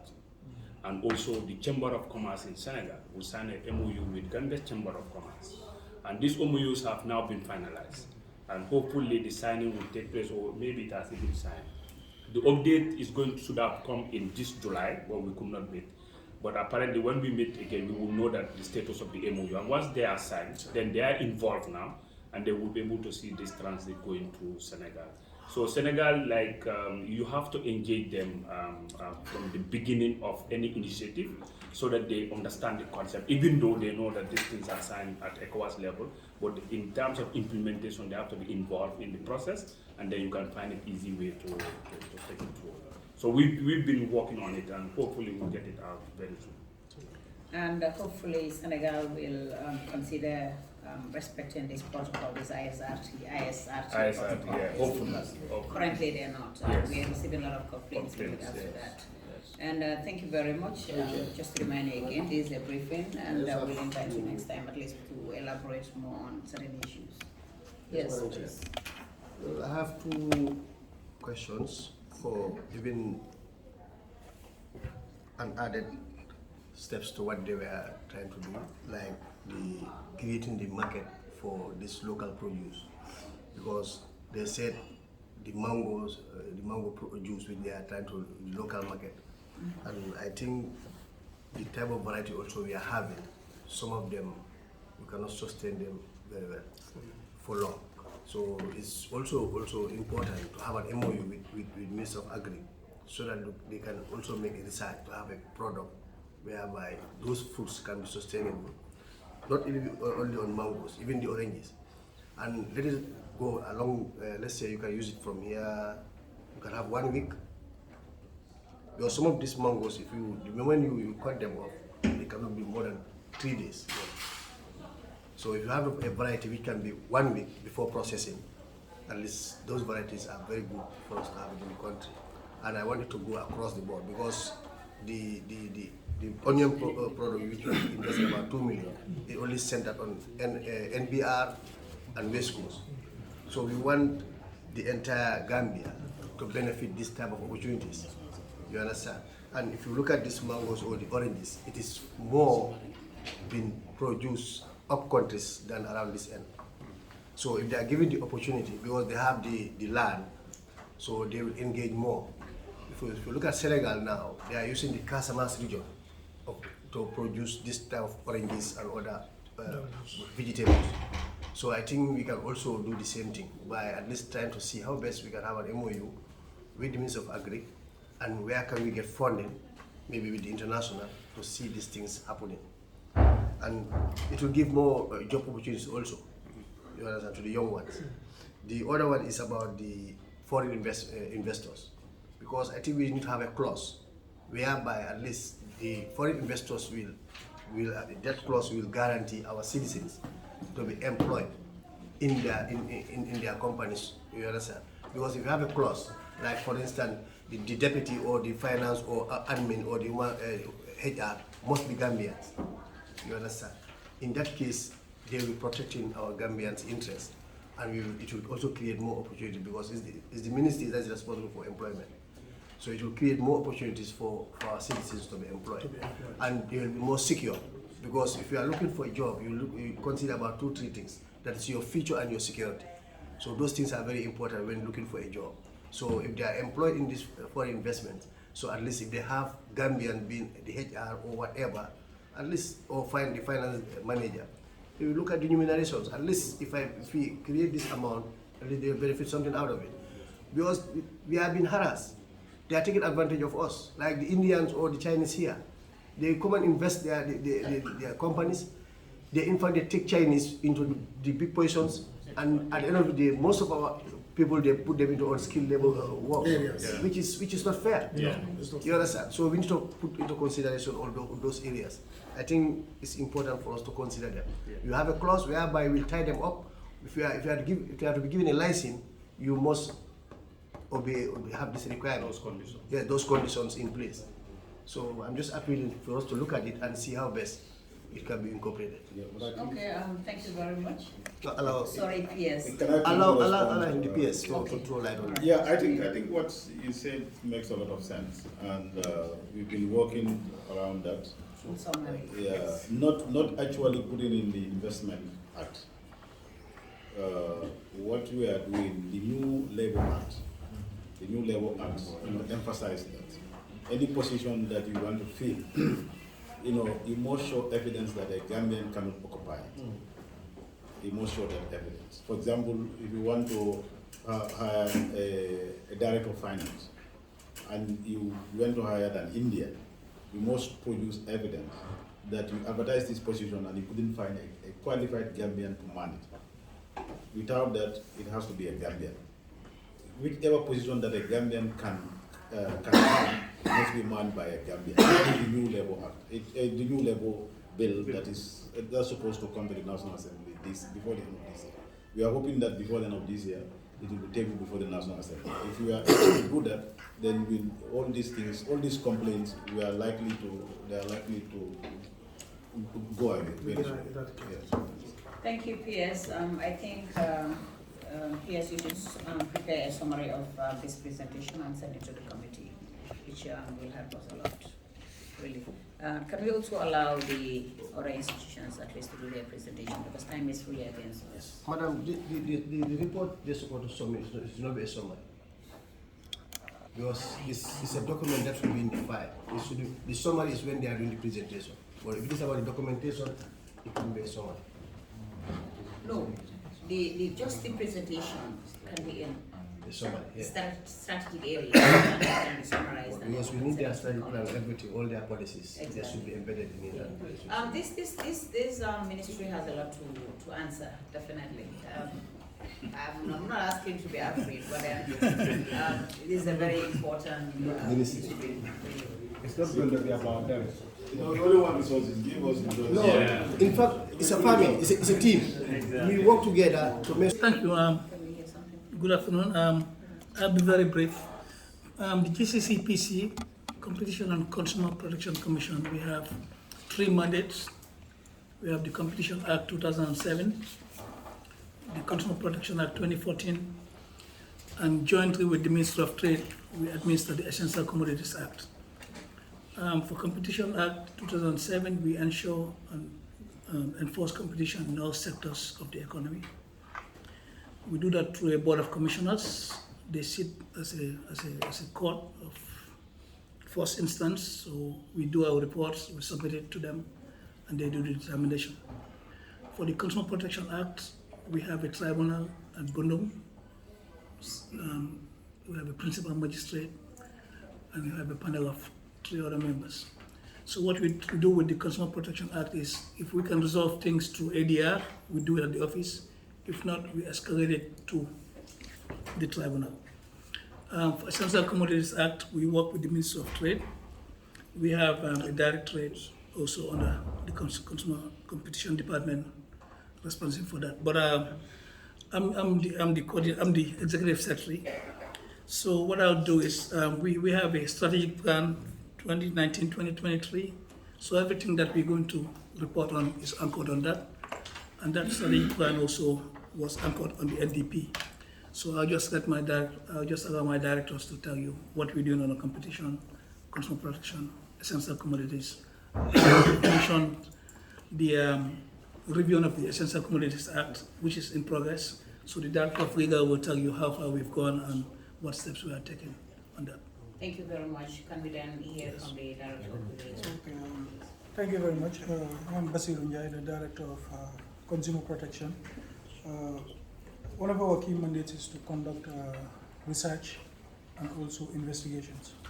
So in relation to research, the main purpose is either to find issues that we can advise government on that affect consumers on competition, or issues that need to be further investigated, and it gives us knowledge on specific sectors.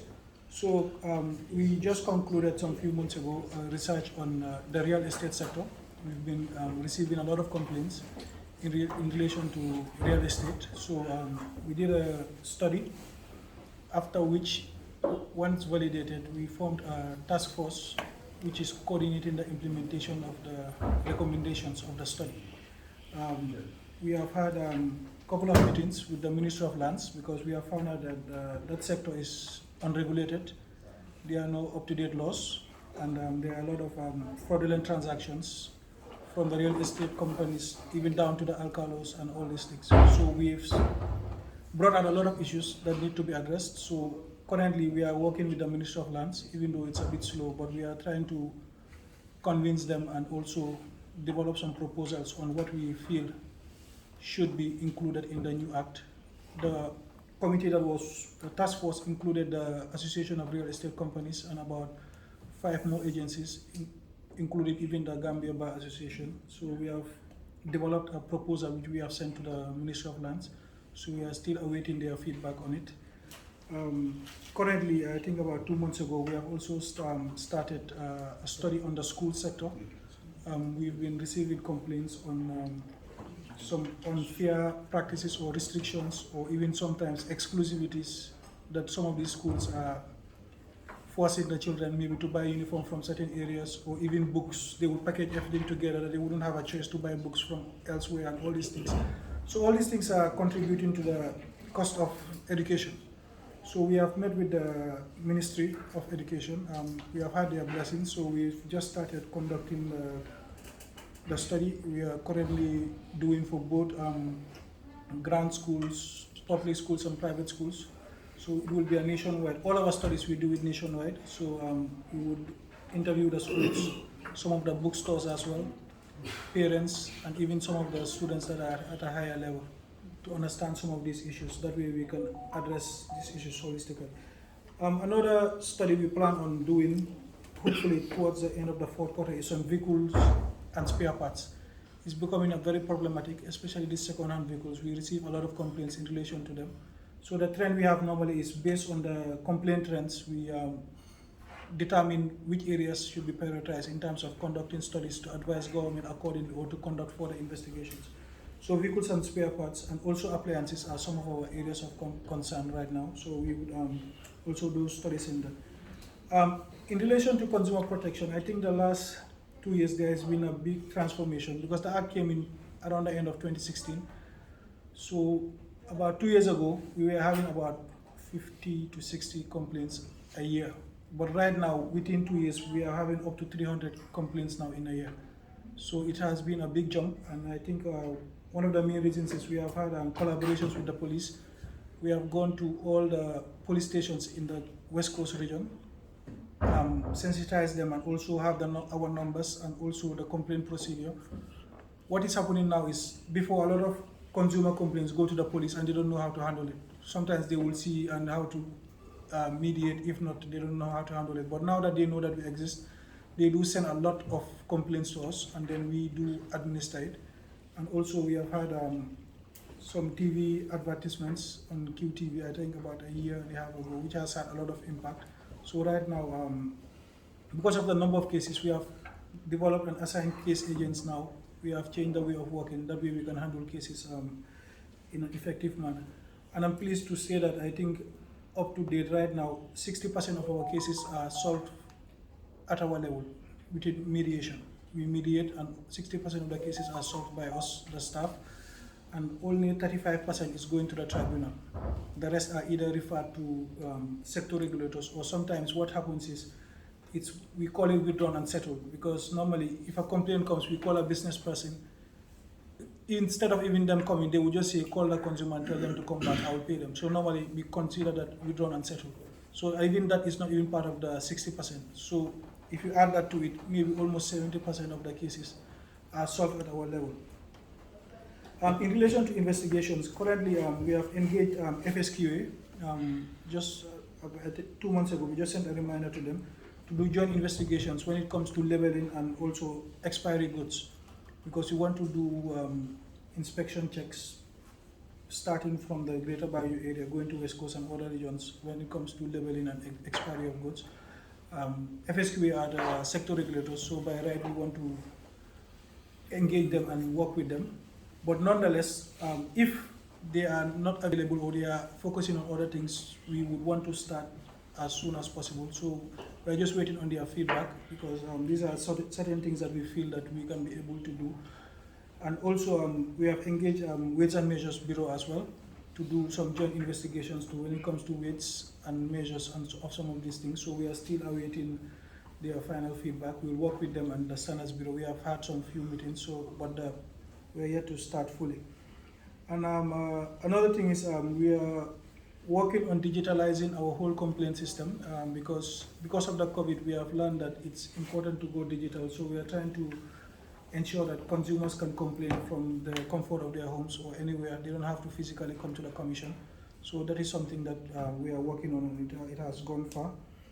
And I just want to state, in relation to consumer protection, we are mandated to have a tribunal in each administrative region. So under the NDP, we have targeted to decentralize, at least to go to 2 more regions. But I will let the Director of Legal to handle that in terms of but we are having strategies on how we are going to go down to the other regions as well to establish them, because within our tours we realize that they are the most vulnerable, because consumers, they are a lot of them are abused, and sometimes they go to the police, and some of these things cannot be solved. And some of even businesses, they have this 24-hour rule that if you buy certain things within 24 hours, you cannot return it. And even some of these consumers think that's an actual law. So we feel that it's very important that we are provided with the resources to go there as soon as possible. That way we can help some of these things. We have also conducted studies in the banking sector, and we are working with the central bank to finalize a consumer protection guideline in relation to the financial sector. We think that is very important. And also when it comes to the National Financial Inclusion Strategy, consumer protection is a pillar too, because we want to educate the populace on financial literacy and all these things, transparency even, because the study found that there are a lot of transparency issues when it comes to bank charges and things like that. Most of these charges, they are done without the consent of the consumers. They are not even aware. Sometimes you just receive alerts that this and this. You don't know what the purpose of these charges are and things like that. So those are all things that we are concerned about, and it's welcoming that the central bank now are willing to set up a consumer protection unit. Before they did not plan to, but now once they have that unit, it's going to be very easy for us to collaborate with them and work with the banks when it comes to facilitating some of these things. So I'll just stop there for now. Thank you very much. Thank you very much.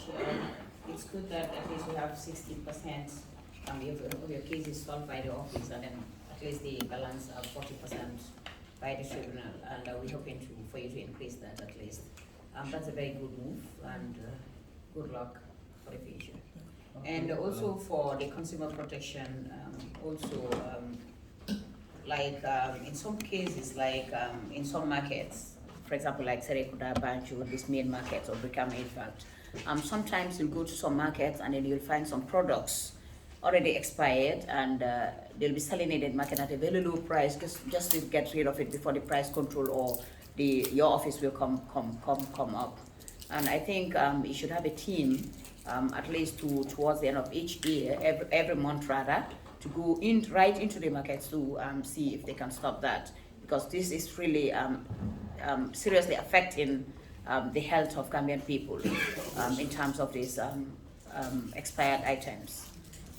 Thank you very much. Since I said this is just a briefing, and we'll invite you next time. At least we can elaborate more on such issues. Really, thank you. Who next?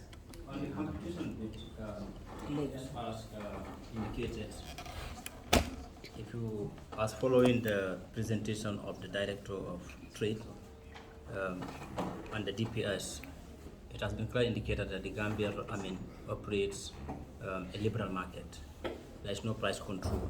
So for that being the case, the Competition Act serves as a tool to ensure that the market is as liberal as possible from both public, which is government, and also private side. As a competition institution, we ensure that the market is not cornered by the private sector, even though it is liberal, but also government operates within the policy to ensure that the liberal market that's been envisaged is benefited from by both the consumers and the businesses. By so doing, we are mandated to conduct market investigations, market studies, but also issue out policy advice to government based on policies that affect competition within the market, and fine or issue penalties against private sector where they are found to be wanting.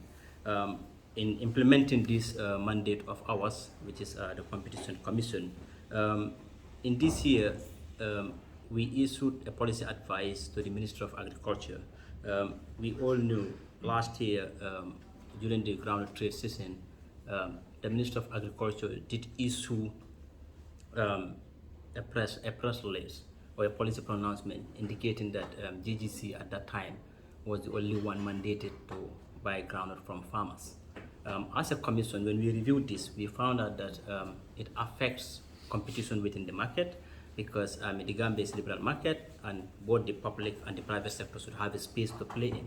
And when we reviewed, we found out that as per the time of the publication of this press release or the policy pronouncement, the GGC was buying for something like 20,700 from the farmers, whereas the private sector was buying for 23,000. So, which we felt to be very, very unfair.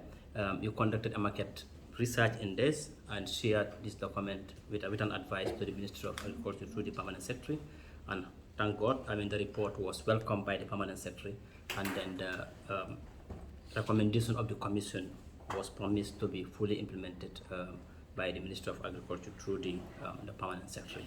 On the essential commodities, as a Commission, yes, we know there is COVID, we know there is Ukraine-Russia war, but we ensure that in spite of all these realities, the market is as fair as possible. Businesses do not seize advantage of these realities to be able to exploit consumers. So what we do is we've strategized a market surveillance system at the Commission. Every 2 weeks we enter the market, and we selected Banjul market, Serekunda market, Coastal Road, and Brikama added Gimpex for construction materials.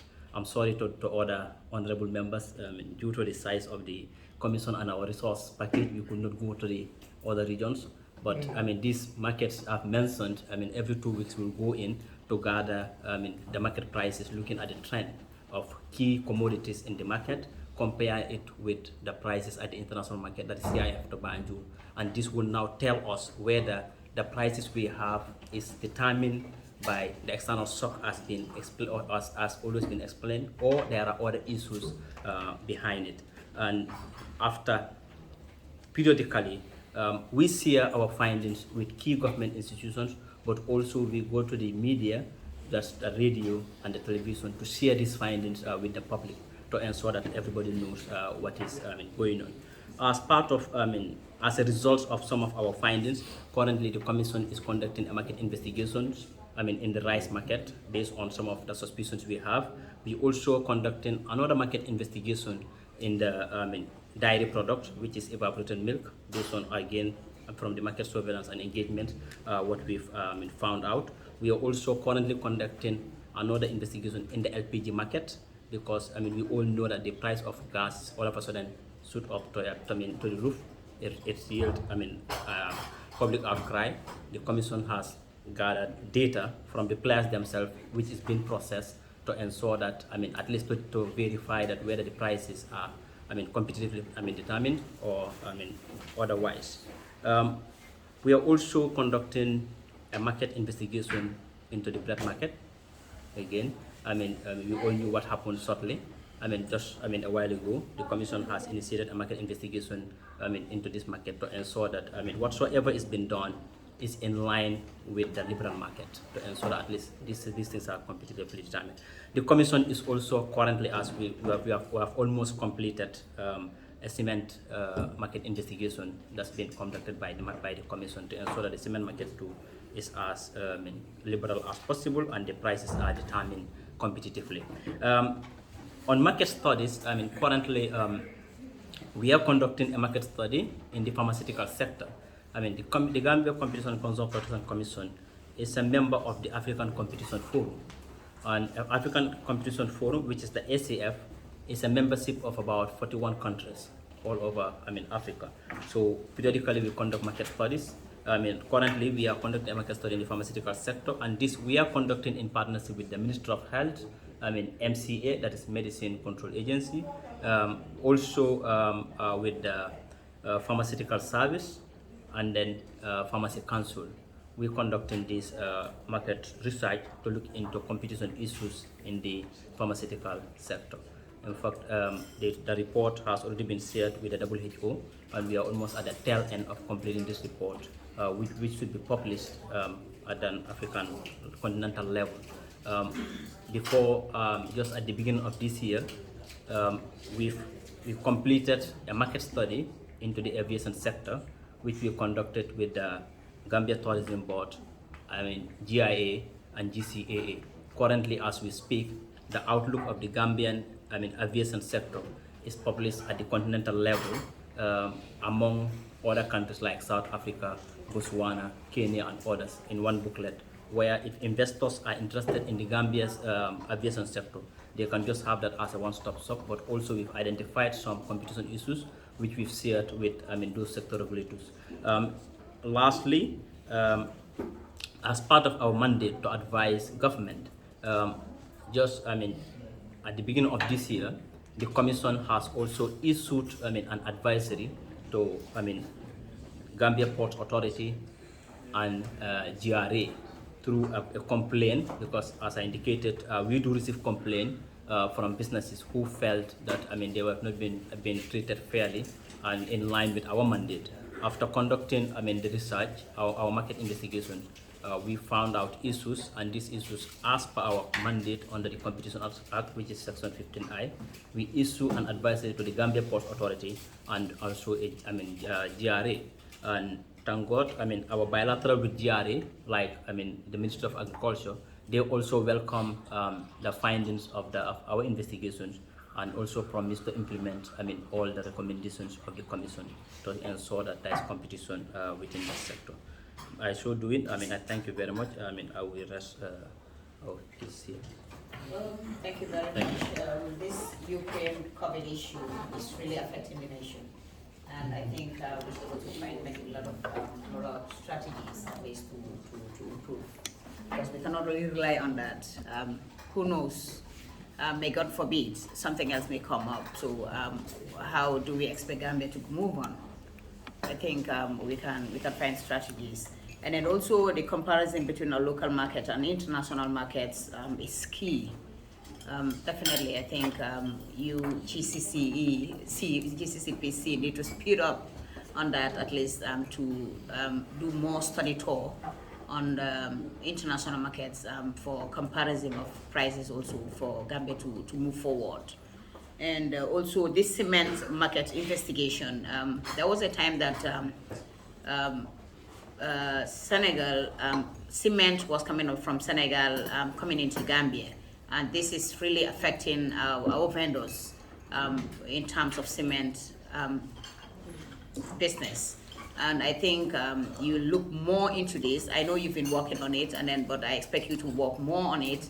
At least the people of our nation can build more cement houses rather than muddy houses. I want to build a mansion, of course, on cement.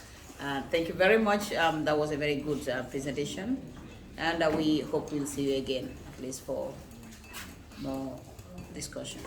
Madam Chair, before we move, yes, Honorable. Like what he himself said, they are constrained with resources to go beyond so in that area we need to adjust because we are all guardians and also we are also on the same team. So please speed up and you go beyond the camera. They have constraints to places like you are and the others. So that's an appeal. So you please redouble up your efforts in your arrives. Okay. Yes. All right, Honorable Tumani, Honorable Kora, rather. Thank you very much. Can we, since time is against us, can we hear from Tgsb as well? At least. We have one last from the legal department to tell you what we are doing with essential commodities. Okay, I think I'll give him at least. Let's share the time. We have only 14 minutes, so I'll give him 6 minutes or 3 minutes maybe at least. Yeah, so that at least we can also hear from Tgsb. Thank you very much, Madam Chair. I think what I intend to discuss here has already been talked about by my Honorable DPS and Director Bojang.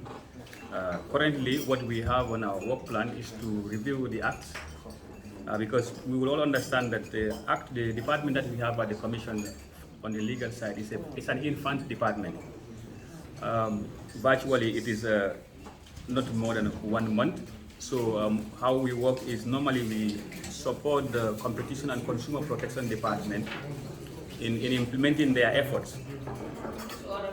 So what we have on our agenda as it is now is to review the acts that we have at the Commission and also to have tribunals in other regions of the country. Like DPS Jammeh said and Bojang, under the essential commodity, it is jointly administered by us and them, but we do the enforcement. But given that some of the gaps within the Act, so we felt that we should amend it, and some of the things that we've considered are within the Act, I think have been highlighted by Director Bojang. I need not to go further into those things. So looking at the Competition Act 2, we found that we have some challenges that definitely constrain us from doing certain things, in particular when it comes to enforcement. So things like when it comes to abuse of dominance, which are normally investigated by the Competition Department, the Act provides for no fine on those areas, only to issue directives. And we found that this has led to some, I will not say inefficiencies, but some lack of effectiveness in what we do. So we felt that we should review and amend some of these clauses in addition to other clauses under the Competition Act. So when you look at the Consumer Protection Act 2, we have some constraints under the Act because when the Act is saying that the Commission cannot initiate investigations unless a consumer complains. So because we understand most people will call and say there is a problem there, what are you doing about it? But we are constrained. We're looking at the Act because we cannot just move into the market and act. We have to act and complain. So this also warrant us to look into the Act and come up with initiative, perhaps to amend those clauses so that at least the Commission will have proactive powers when issues are on the market, we can act on our own initiative without complaints. I think these are a few things under the Act. When it comes to the tribunal, as mentioned by Mr. Njai, we have only one tribunal at Bundum, and the Act requires us to have tribunal in all administrative regions of the country. So we've looked at it based on the constraint that we have. We felt that we should have one in Brikama because of the population rise and the number of complaints we are receiving from West Coast. So we are collaborating with the judiciary to have the industrial tribunal station in Brikama that we will be using, and have one in Basi as well. So we've already in touch with the judicial secretary to ensure that we have tribunals in Brikama and Basi. So basically, this is what we have. As I said, it's an infant department. So we hope to ensure that we amend the acts, and then that will help us to be more proactive when it comes to enforcement. Thank you. Thank you very much. Process to be amended is a good idea, and then also adding up on offices on Tribunal Act to other regions as stated. Also on the, you've talked about the Constitutional Act as well. The presentation is good, and thank you very much. As I said, it's just a briefing, and we'll discuss more on that. Really. Can we have the next person at least to do the presentation, because we have few minutes, no, at least 10 minutes, and I think I can give him 8 minutes to do the presentation.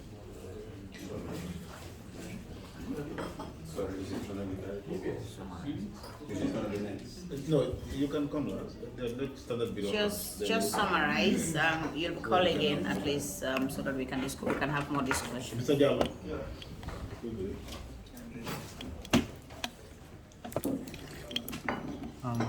Okay. Thank you very much, Madam Chair. If you guys are hearing me clear, I will seek permission to remain on max. I have cold before I infect my neighbors here. Okay. Okay. Thank you very much. I'm representing my Director General, who is currently on leave. First to say, the Gambia Standards Bureau is an act of parliament which was established in 2010 and started operations in October 2011. And our primary rule is to standardize methods, processes, products produced or consumed in the Gambia. And in doing that, the Bureau have 3 divisions, which due to time I will try to summarize what they do. I would have allowed each of them to speak for themselves. But which are the standardization division, the metrology division, and also the conformity assessment division. And what we do in the standardization division is to develop standards and promote those standards that have been developed. And in the process of developing the standards, we develop standards through technical committees. Currently, we have about 15 technical committees in various sectors, including food and agricultural products, tourism, halal, chemicals, just to name a few. But in all this, among all these 15 technical committees, each of them developed a number of standards to address the needs of the nation. And we developed these standards through a standardization strategy that has been developed by the Bureau, which is currently under review, though. According to the standardization strategy, we prioritize which standards are to be developed at every year until the end of the strategy. In addition to the strategy, we also sometimes receive requests from interested parties and partners to say this particular standard is a priority, and we want you to develop these standards to support what we are doing, which we also do. And currently we are working with about 4 projects to develop standards. And one of them is the rice value chain transformation project, which is aimed at transforming the rice farming into a subsistence, from a subsistence farming to a commercialized farming. So in doing that, then it means the rice they produce should enter the market. And in entering the market, now there the issue of quality comes. Because if you are to enter a market, then you need to meet certain quality and standards to be able to compete in the market. So currently we have developed 4 standards already for the rice value chain, and 2 are under development. To be able to support those farmers such that once they are able to grow in large quantities, the process of growing, the packaging, the labeling, and also the rice grain itself will meet the quality for both the local and international markets. And another project that we're working with, which is the ITC, to be able to standardize mud houses that we build locally here. That is to develop standards on compressed stabilized art blocks. And we've developed about 7 standards on that, from where it is just a mud to the stage wherein it is a fully standardized block, and also to guide how to erect a house using concrete stabilized art blocks. And these houses have been proven to be more cost effective and more convenient to even live in. And another project is also the EBA. We're working with the EBA to be able to standardize some of our forest products that we produce in this country. Because we've learned a lot from the COVID that we are importing a lot, and when prices go up, we suffer. And we have our local teas here. Why not we don't import tea now? So we're working with them to standardize honey, to standardize moringa, to standardize jambakatan, to standardize the kinkiliba, and most of these bush products that have been used as tea and been consumed in the Gambia, not for medicinal purposes. And the last project that we are currently working with is the WAFOM project, which is, of course, under the Ministry of Trade through UNIDO. We're working with this particular project to be able to standardize our local produce. I had mention of somebody saying some of our products does not last long. Yes, because sometimes we just use the traditional way of producing it, and we don't follow quality and standards. So currently what we're doing with them is to develop standards for onions, and to address the reason why our onions couldn't even last long. Our onions couldn't penetrate the market. Our onions could not be even exported, to the extent that we are still exporting some onions. And others is the tomatoes, that is sweet potato, and also pepper. So those are standards that we are currently working on with that particular project to standardize those products. We feel in developing these particular standards, it will address to some extent food importation, to the extent that we have all the land to grow and we can even export and compete in international markets. And also we have another division in the bureau which is responsible for testing, inspection, and certification of these products. So all these products that we are saying, if the standard division will develop the standard development will train them on how to use the standards and guide them. But if the product should go out, then it needs certification. It needs to be inspected. And then the conformity assessment division does that. Currently, we have been developing a lot of certification schemes to be able to certify most of these local products. A scheme which is currently ready is the packaged drinking water. But most of these boost teas that we are talking about and the rice, we are on the verge of developing a certification scheme such that they will have a quality mark from the Gambia Standards Bureau. And that mark will be recognized across ECOWAS level, and we can even defend it at international level. Also in addition, for conformity assessment, currently I have somebody mentioning of cement. Currently, it's also our mandate when there are queries for us to test and see whether they conform to standards.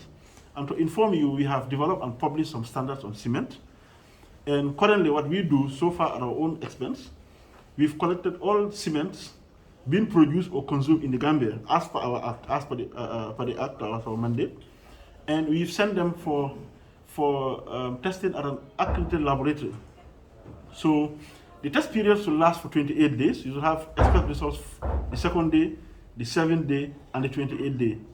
And so far as we speak, for all the 6 products, we have received results for the 1st and 2nd day, 1st and the 7th day, which we still archived, and we're waiting for the 28th day, which we will inform the general public that these are the qualities of cements that we have that are being produced or being imported into this country.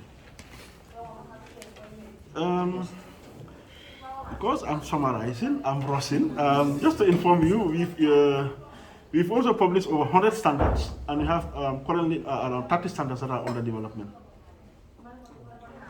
And we have a laboratory called the National Metrology Lab that is responsible for industrial and scientific metrology. And what we do is we house the international reference standards that we support industries to be able to calibrate their devices to ensure that all measurements that are being here in the Gambia are traceable to the international SI units. For example, if a bag of cement is weighing 50 kilo in Gambia according to the weighing device, it should weigh 50 kilo when it goes to other countries. And we've been supporting a lot of industries to do that. DHE, even the airport, the weighing scales used in the airport and many other institutions, we calibrate their weighing devices. And we've also conducted some visits to an attempt to calibrate the weighing bridge at Trans-Gambia Bridge or Senegambia Bridge. But due to capacity, we were unable to provide that particular services because the scope we have currently is limited and is way less than the capacity of that particular weighing bridge.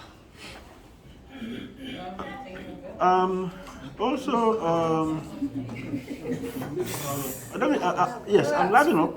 Finally, I'm just going to, we are members of international bodies. Of course, sometimes we have challenges of paying subscriptions. And some of the opportunities we have is, which I feel even you in the National Assembly can help, is we can at some point wean ourselves to say we are okay with subventions. But there are a lot of things that are pending, and they are pending mainly from our end here. And one of them is the amalgamation of the Weights and Measures Bureau to the Gambia Standards Bureau. Of course, I have to thank the PS and his team for their tireless effort to get that done, but it's still stalled.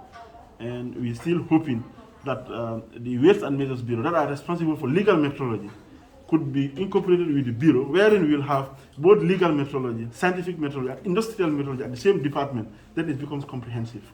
So that's what we've been advocating for. The Act has been reviewed. I understand there were some hinges, we are still following up.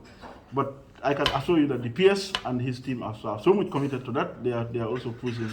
But it is still something that we have a challenge, and we would really appreciate if it reaches here, if you can help us facilitate to fast track that. And also the light testing laboratory. Currently we have a support that is giving us a light supporting laboratory.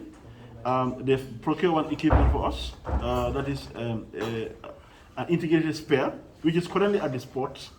We are still working on the paperwork to get it from there and put it in our laboratory.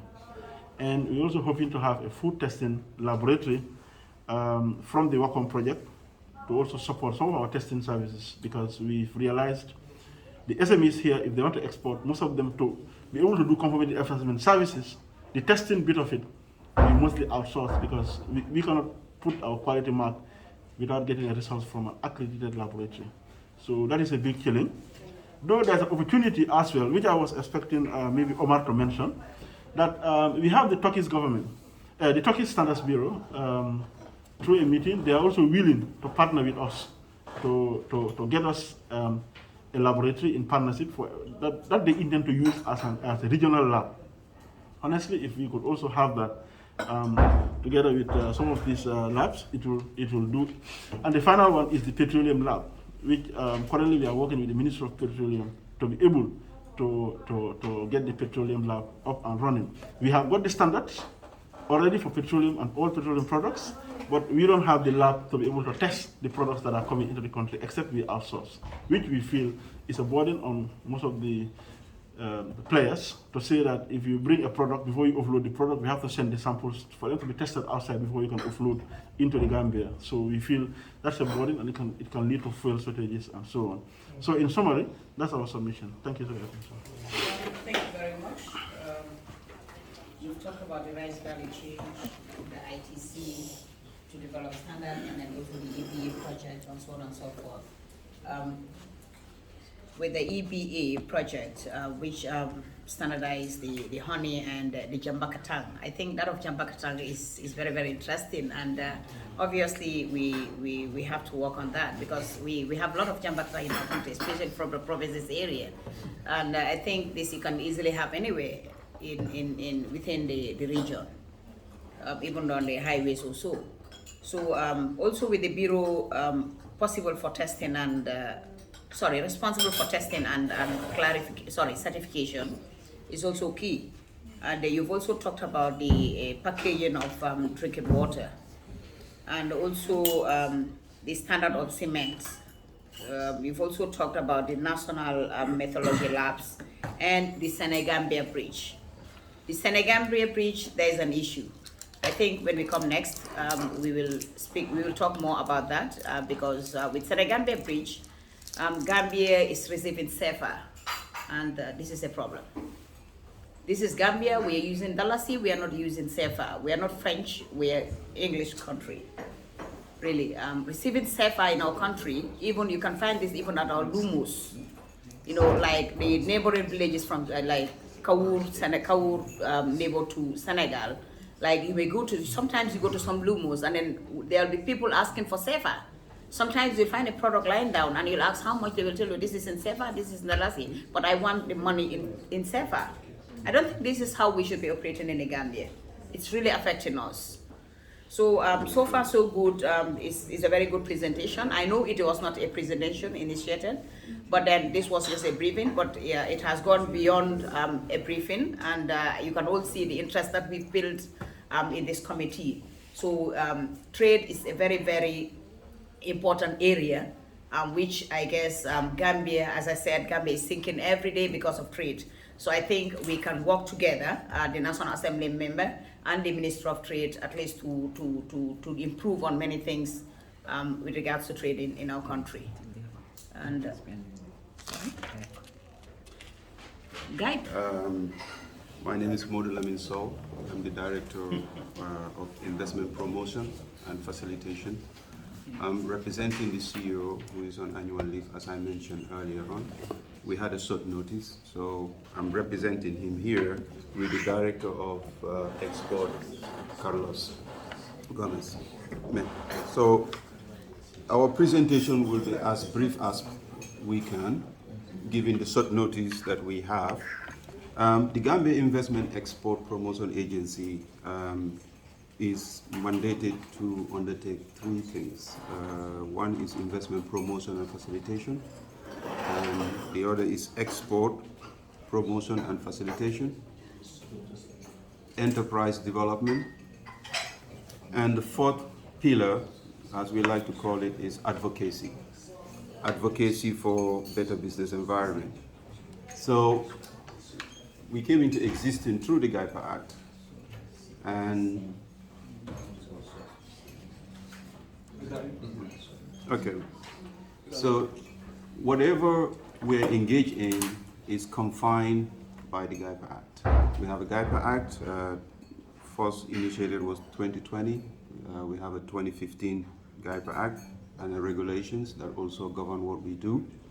As you mentioned, Madam Chairperson, trade is a very important area.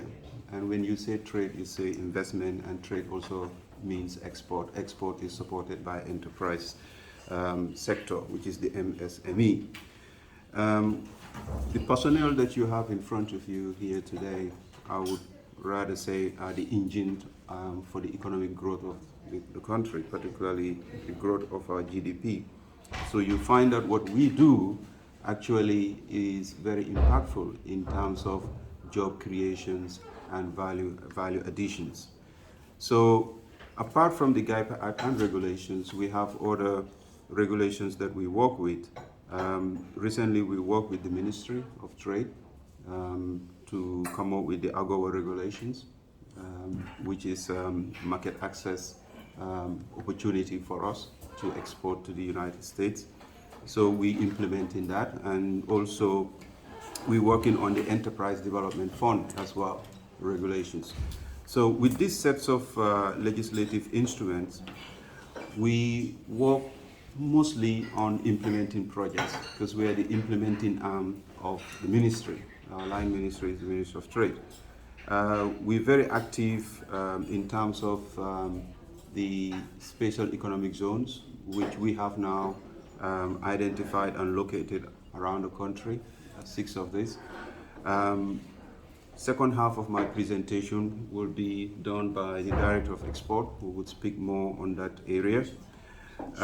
With the Giepa Act and with the mandates that I have mentioned, we are also responsible for administering investment incentives to incentivize investors to invest in the priority sectors of our economy, which is identified in the Giepa Act.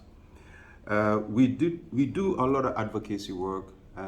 We direct all our advocacy efforts to the ministry to ensure that we have a better business environment, or a more conducive business environment, or a competitive business environment. As per the Act, we are meant to be the gateway for investments and investors coming into the country.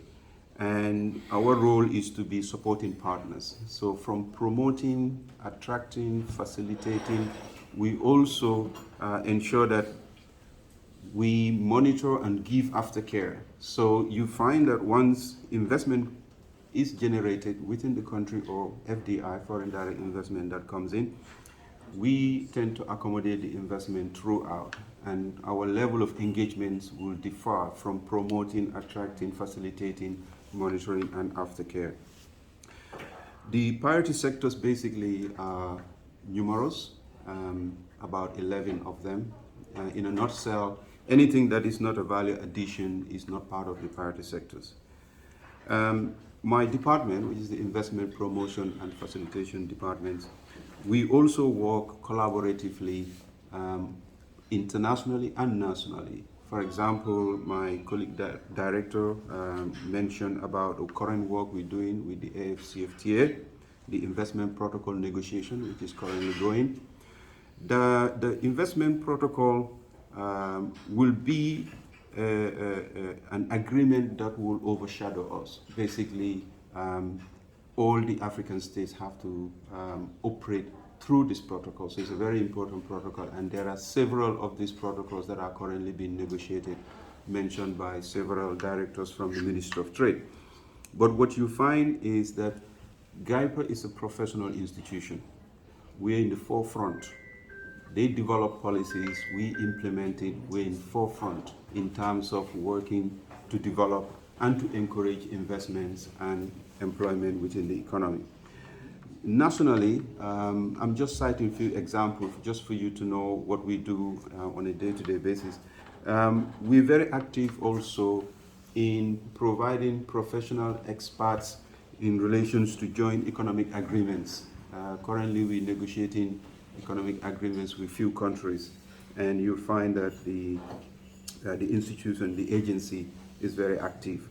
And almost all major PPP projects in this country, you find that Giepa is involved in facilitating those investments. And we work hand in hand with a lot of the institutions, particularly with the Ministry of Petroleum.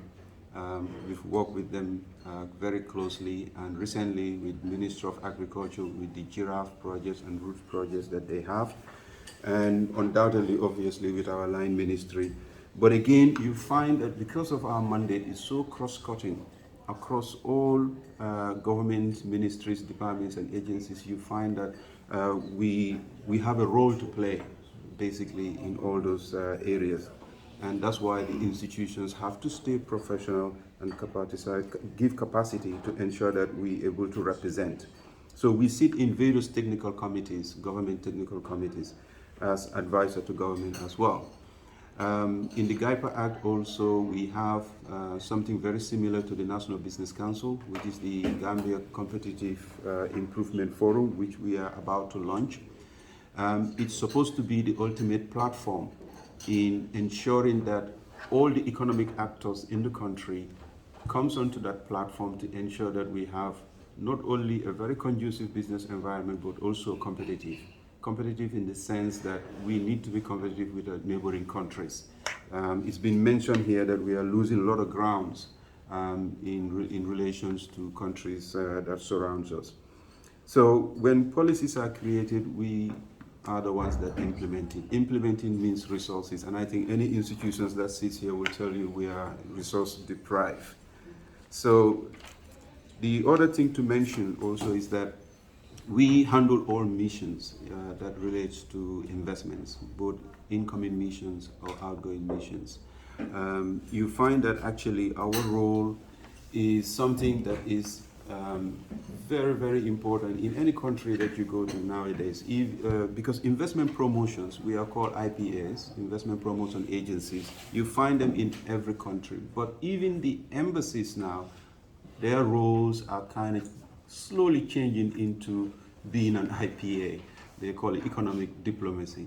So our role is very, very critical in terms of national development and the like. So we have few stats, but because we haven't got much time, I will just let my colleague director also make interventions. And if we have any Q&A, perhaps we can give some of those informations. I would like to pass it on to Carlos.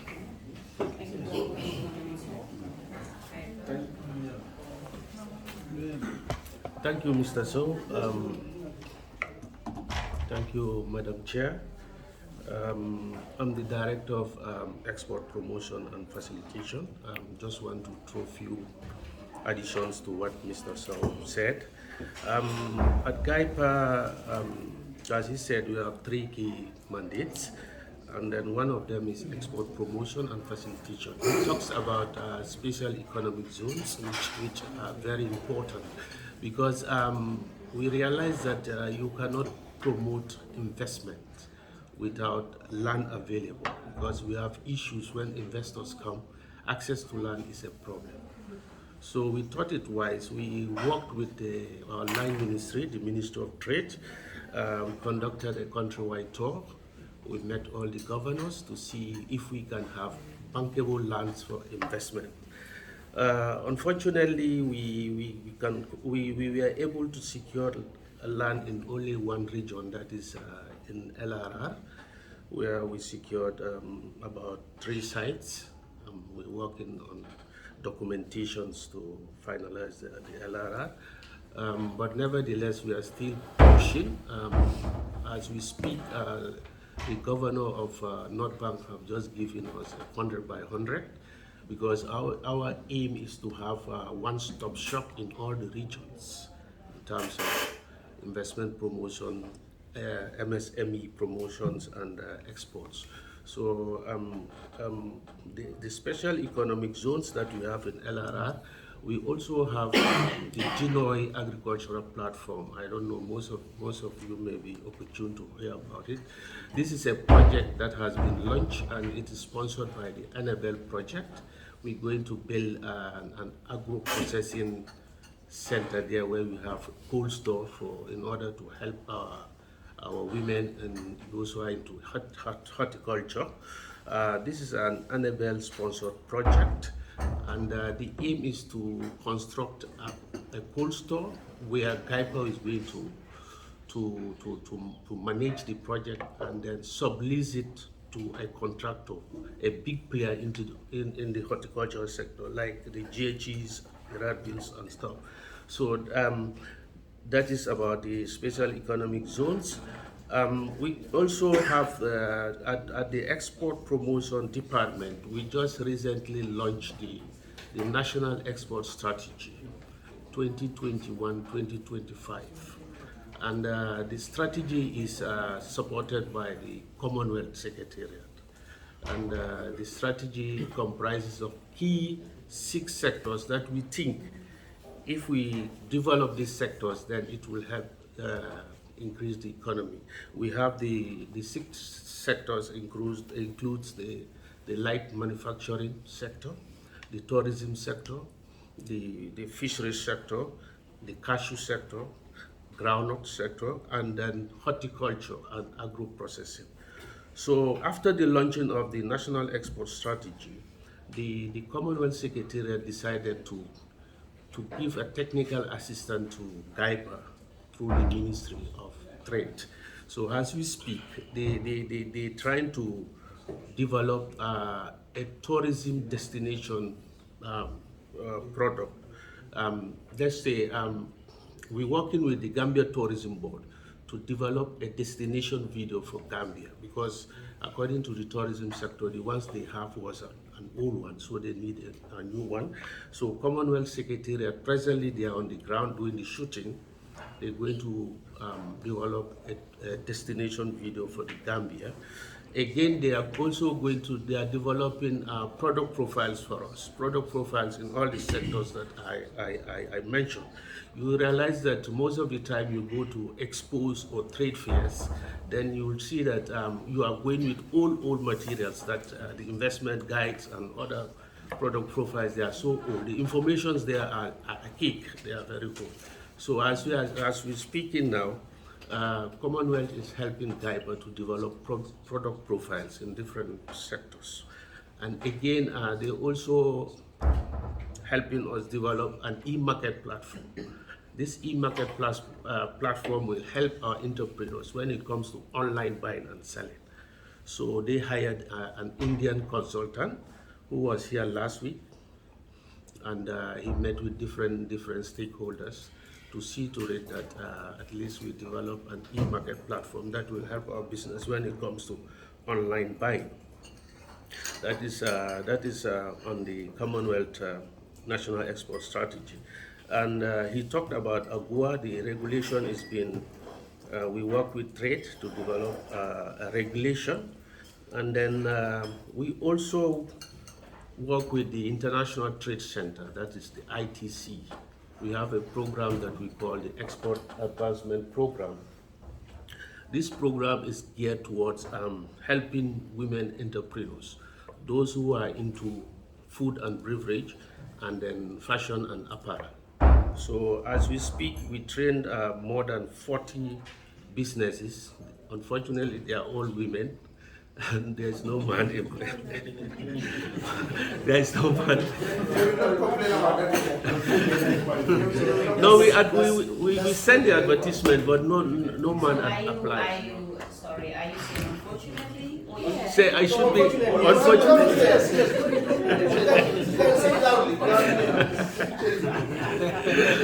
Fortunately, unfortunately. So none of our men entrepreneurs applied. They were basically all women, but I have to really congratulate them, because all the 20 in the food and apparel, 20 in the food and beverage, 20 in the fashion and apparel, went through 9 months intensive training with the International Trade Center. They hired a consultant who came and then took them through. And then, for your information, one of our trainees just won an award in the just recently OIC Trade Fair in Dakar. He was nominated as the best entrepreneur throughout the trade fair. So, I mean, those are some of the things we're working on. And again, we tried to revitalize height and skill, because in one of our visits to Abuko, we realized that we have trucks and other big trucks being loaded to Senegal and Ghana. Yeah, when we make inquiry. So what we did is we went through, we undertook a countrywide tour. We went through all the abattoirs in the country, and then came up with a concept note that we actually, after developing it, we actually work with the investment promotion. And what they're doing is, if they are going for their outward mission, or if we have inward mission, then we sell this concept to them, because what we want is we have a lot of hides and skin that are taken away to Senegal and Ghana, either for consumption or for processing. So we want to revitalize that. We have that concept, and all the statistics are there. So, and it's also in our website. You can, whoever is interested can go there and see. And recently, we conducted an export forum, because we have a lot of issues when it comes to our exporters, especially those in the horticultural sector, because as we speak, I think all of them are exporting through Senegal. My colleagues from Ministry of Trade make it clear here. The port congestion and all other issues were the major issues that they were raising, and, some extra charges and stuff. But they will tell you that it's better for me to export through Senegal, although it's a bit expensive, but it's faster, because we all know horticultural products are perishable. They cannot stay for 2 weeks and stuff. So we conducted that forum. We have developed a report on that, and then it is shared among the senior government officials for them to take step. And then last but not the least, we have just conducted a countrywide tour in order to gauge all the businesses in doing business in Gambia, because we all know our ranking when it comes to doing business is very poor. So the Enterprise Support Department went throughout the country to engage all entrepreneurs and big businesses to gauge their views about doing business. What are the issues? We have a lot of issues that they raise.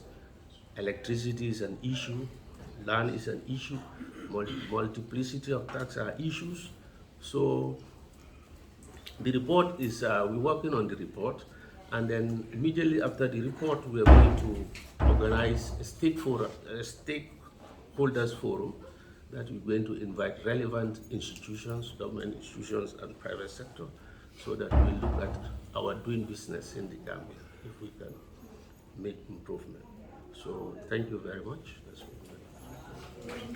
Thank you very much. And first of all, congratulations for providing training to our own women. And also congratulations to the woman who has just been awarded. We're hoping to have more of this kind. And also thanks for providing cold stores in some regions for our women who does horticulture in any way. Thank you very much. I'll say for a presentation, actually, we said just briefing, at least to get familiar to each other, but we've gone beyond that. So you see how important, as I said, how important trade is. And definitely the Gambia is relying on you guys, the Minister of Trade, and of course with other institutions like Giepa, Tgsb, and Gccpc, and any other institution that may work with or who works with the Ministry of Trade rather. So on that note, thank you very much. We've had a lot. One institution more, right? Okay, yes. So okay, then we can hear at least a few words from them. We'll give you. Yes, thank you. Thank you very much. It's unfortunate we seem to be one of the first institutions to enter, but we are the last to be given. Right. Thank you. Like all other institutions, Weights and Measures was created. It's a regulatory institution that was created by an act of parliament. The mandate specifically is to regulate weighing and measuring devices throughout the country. Essentially commercial weighing and measuring devices. So to be able to effectively implement, the mandate of the Bureau, the office has established regional offices It is operating 4 stations.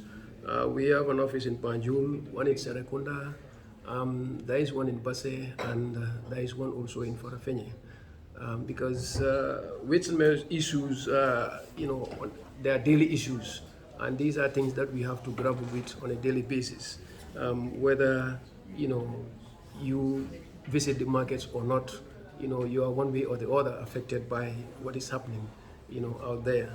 So what weights and measures does is to regulate weighing and measuring instruments through periodic, verification of instruments. This is to ensure that instruments are accurate and they are fit for purpose, so that both players, that is buyers and sellers, are not disadvantaged during the course of transactions. And this is done through the initial and subsequent verification of instruments, as well as fuel dispensers. We look at that component also to verify that the fuel delivered is actually the price that you pay for.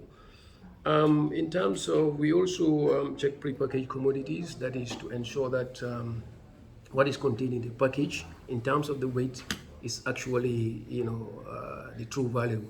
So also we enforce weights as far as the bread regulation is also concerned.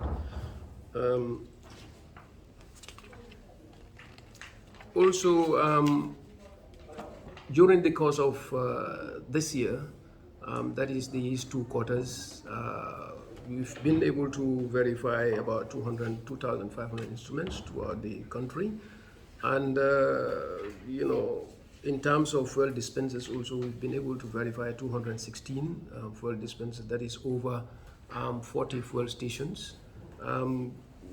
One thing I wanted to mention is that in terms of weighing and measuring devices, there are always permissible errors, in terms of, measurements. So because in terms of fuel dispensers, you would have, if you're using, a capacity of 20 liters, then the error margin should not be more than 100 milliliters. That is about 0.5% of the quantity. So it varies.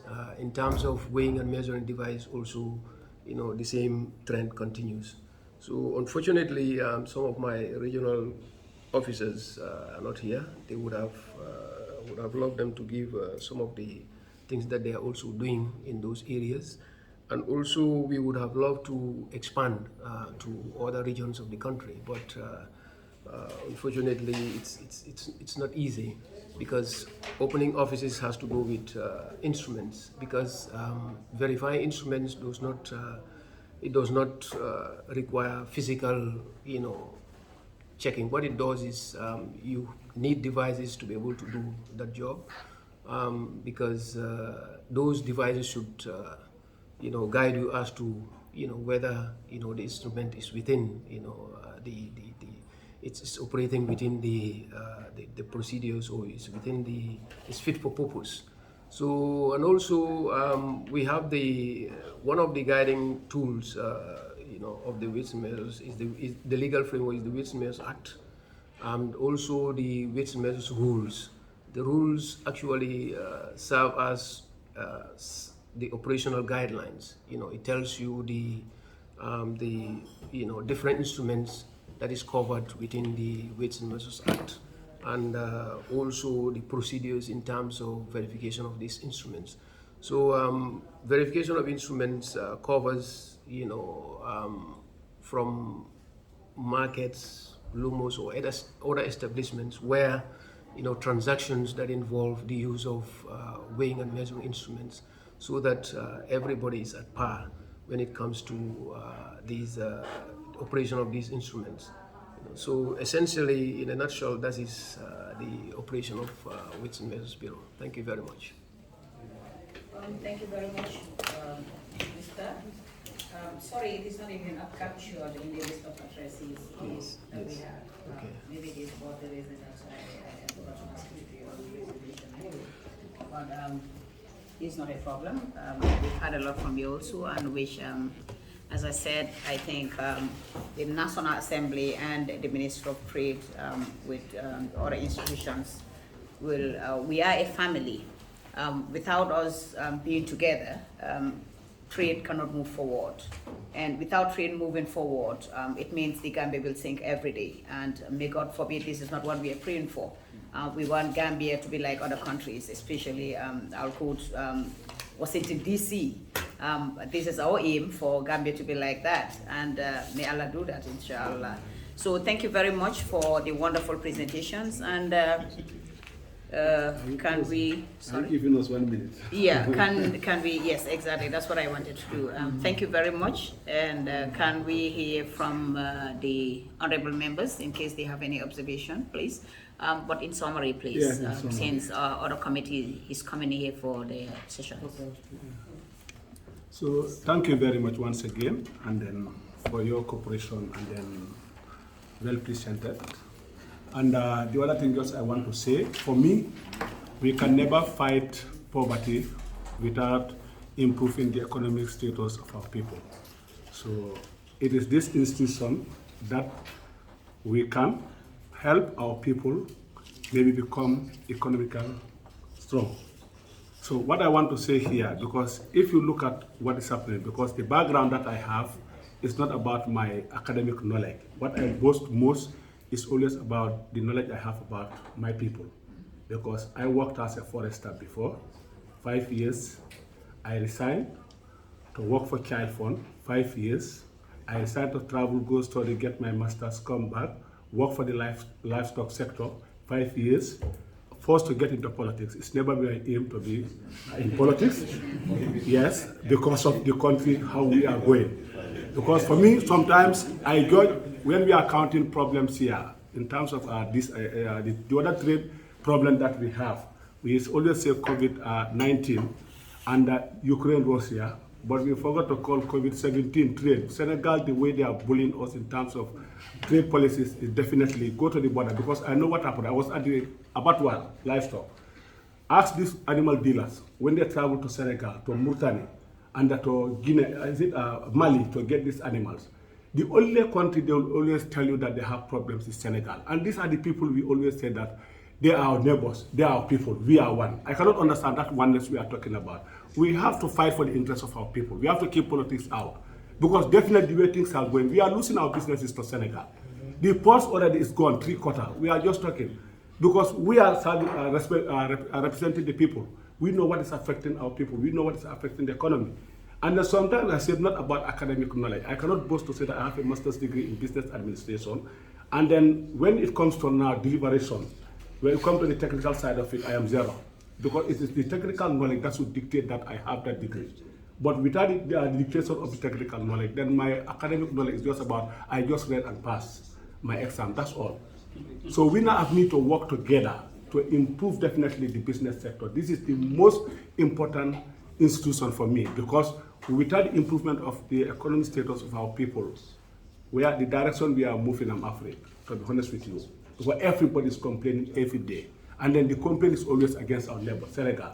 You can bring a bag of sugar to Gambia without facing many challenges. Take even a cup of sugar to Senegal, you have issues at the border. Even our vehicles, any number of vehicles can come from Senegal to Gambia, no problem. One vehicle getting into Senegal, you'll be stopped. And we are saying that we are one. We need to look into this. So this is just a briefing. When you come, be prepared. It's not about you, but it's about what our people are telling us. And then normally for me, I move around. I know what is happening. So, and I served as a director before, and then I work with the community before, I live with them. So whatever we come to the table here, I know we have very good written policies in the books that are like what I say, well designed. But when we come to the deliberation, we work into the community, what we deliver is completely different from what we have in the books. So that's why we need to change, to move.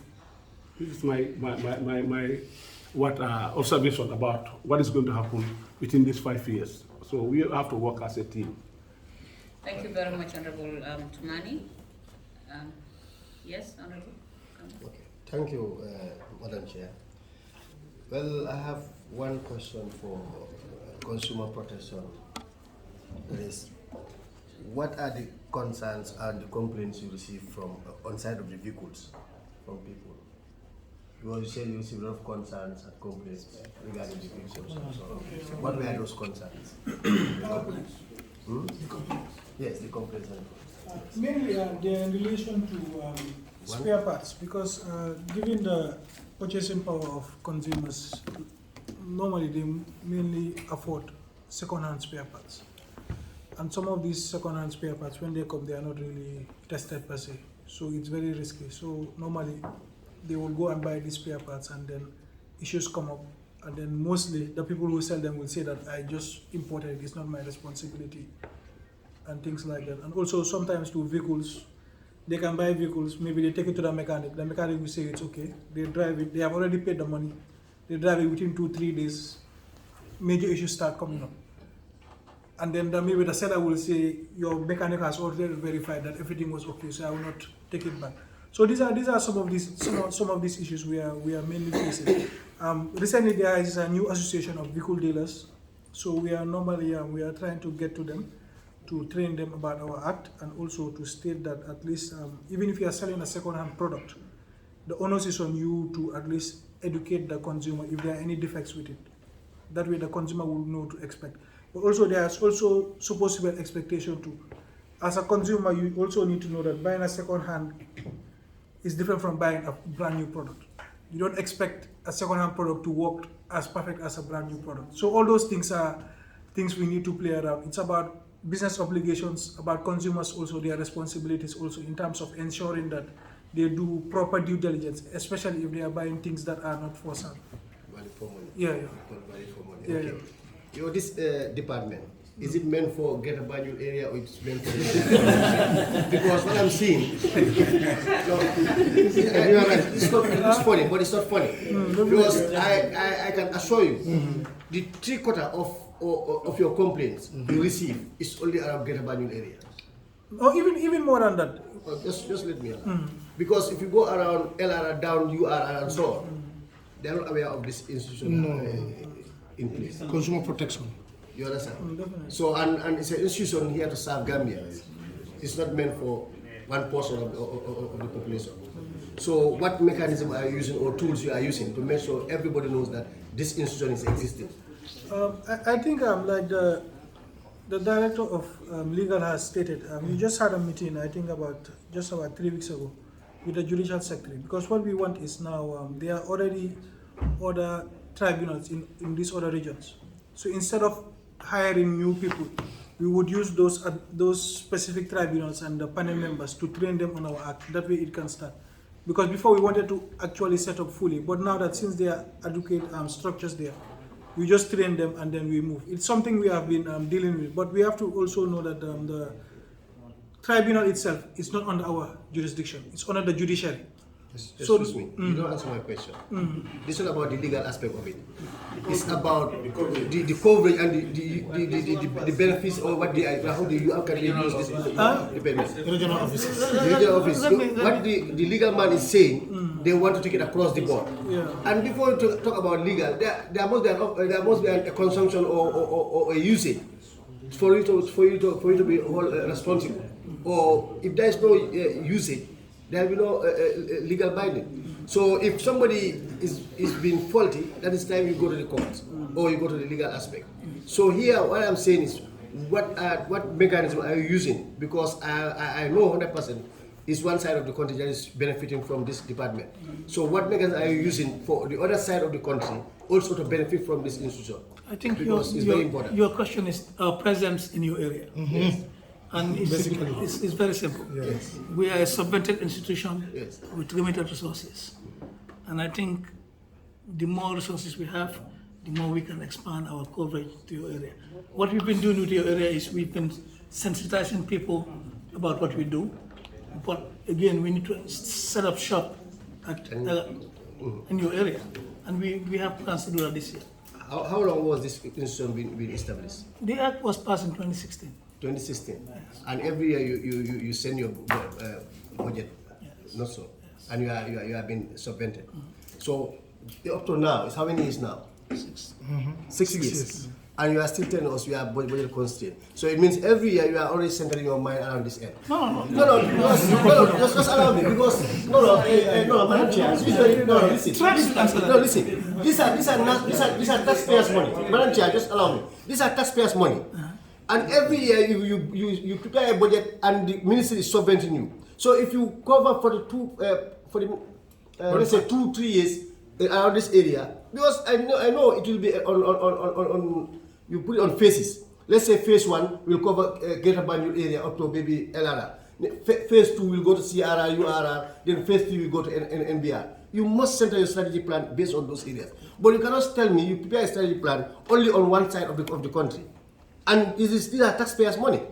So do you say every year, okay, they are now limiting the taxpayers to only around Greater Banjul to pay their tax, other side not to pay their tax? No. So they are paid every year. So they should also benefit from what they are doing. So what I expect, at least you said the first year we are targeting this area. Maybe the next 2 years we are also targeting. What can I understand? Because wherever you prepare a strategy plan, there must be a long term and short term. So in my long term, we want to reach to this level. For the short term, we are at this level. But for the past 6 years, you are still at one place. Honorable, please. Sorry, Madam Chair, Madam Chair, this is very important. And we want,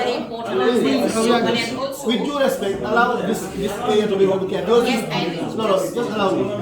This one was given this amount from last year, and they don't utilize it. So they look at maybe Minister of Trade, their budget was under budgeted. And they are seeing certain important areas which they are important. So the one you cut from the other ministry, you can easily paste it to this ministry so that they can implement some of the programs which are very important. Yeah. So those are the areas we think we can work as a team, as a family. Let me also tell you what we are doing with your regional governors, because we have a program that is centered just on them, and we've been actively working with them. Now, what he said with the judiciary is that we cannot set up a tribunal.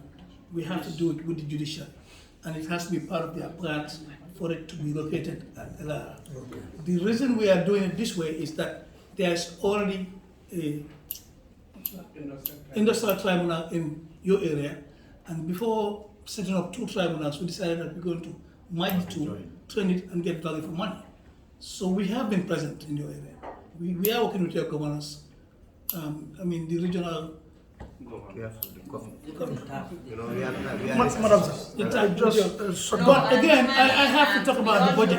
No, remember, let me also tell you. And let us also allow, sorry, after him. Let me also tell you, we have Sabali at this point to bring in inspection, and then I'll give you 2 minutes. And also, we do it ourselves. We go nationwide. All our policy advisories, we go to each cement store or nationwide, and then we do our research, and then we advise.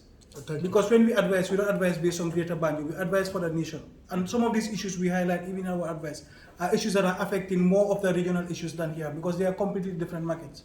So the fact that there is no tribunal does not necessarily mean that we are not actually doing these things. And when we go, we visit the governors, the area councils, and even train some of their members, their tag members on our policies and acts. Okay, thank you. Thank you. Thank you very much. One final question from Honorable Sabali. Yes, thank you very much. And I'll give you 2 minutes, please. Okay. My question goes to, is it Mr. Gomez? No. Yes, you made mention of this hide and skin business that you want to take up. Yes. You are making some plans, and then you have done your studies and so on and so forth. But see, sometimes we are very good in making proposals and plans and whatsoever. But what are your plans on the sustainability? Because if you take this business from the people whom you know they are doing it as of now, and you want to take up the business, but later on, if the sustainability is not there, then still now there will be a problem. So how far have you gone on that? What I said is this. We realized that this hybrid scheme is being taken out of this country, and if you remember, there was a company that was doing it here, around just behind Abattoir. So, yes, it was now it is taken out. So we did a feasibility study. We went throughout the country, throughout the abattoirs, and get the statistics, the right statistics. So what I'm saying is, we are looking for right investors who will come in.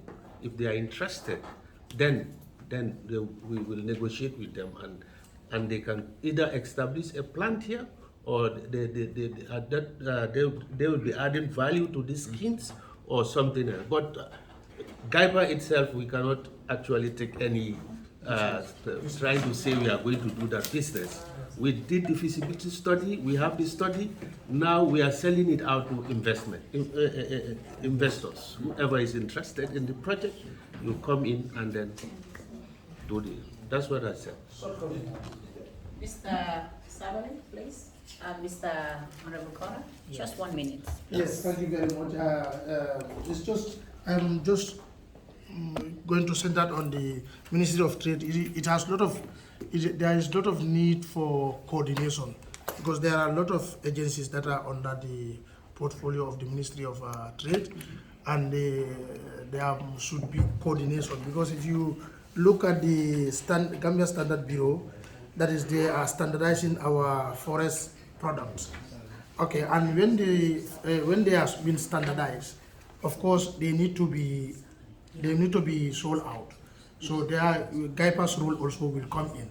So that coordination, the ministry should also be ready for that. I know you are ready for it, but you need to put up more effort into it.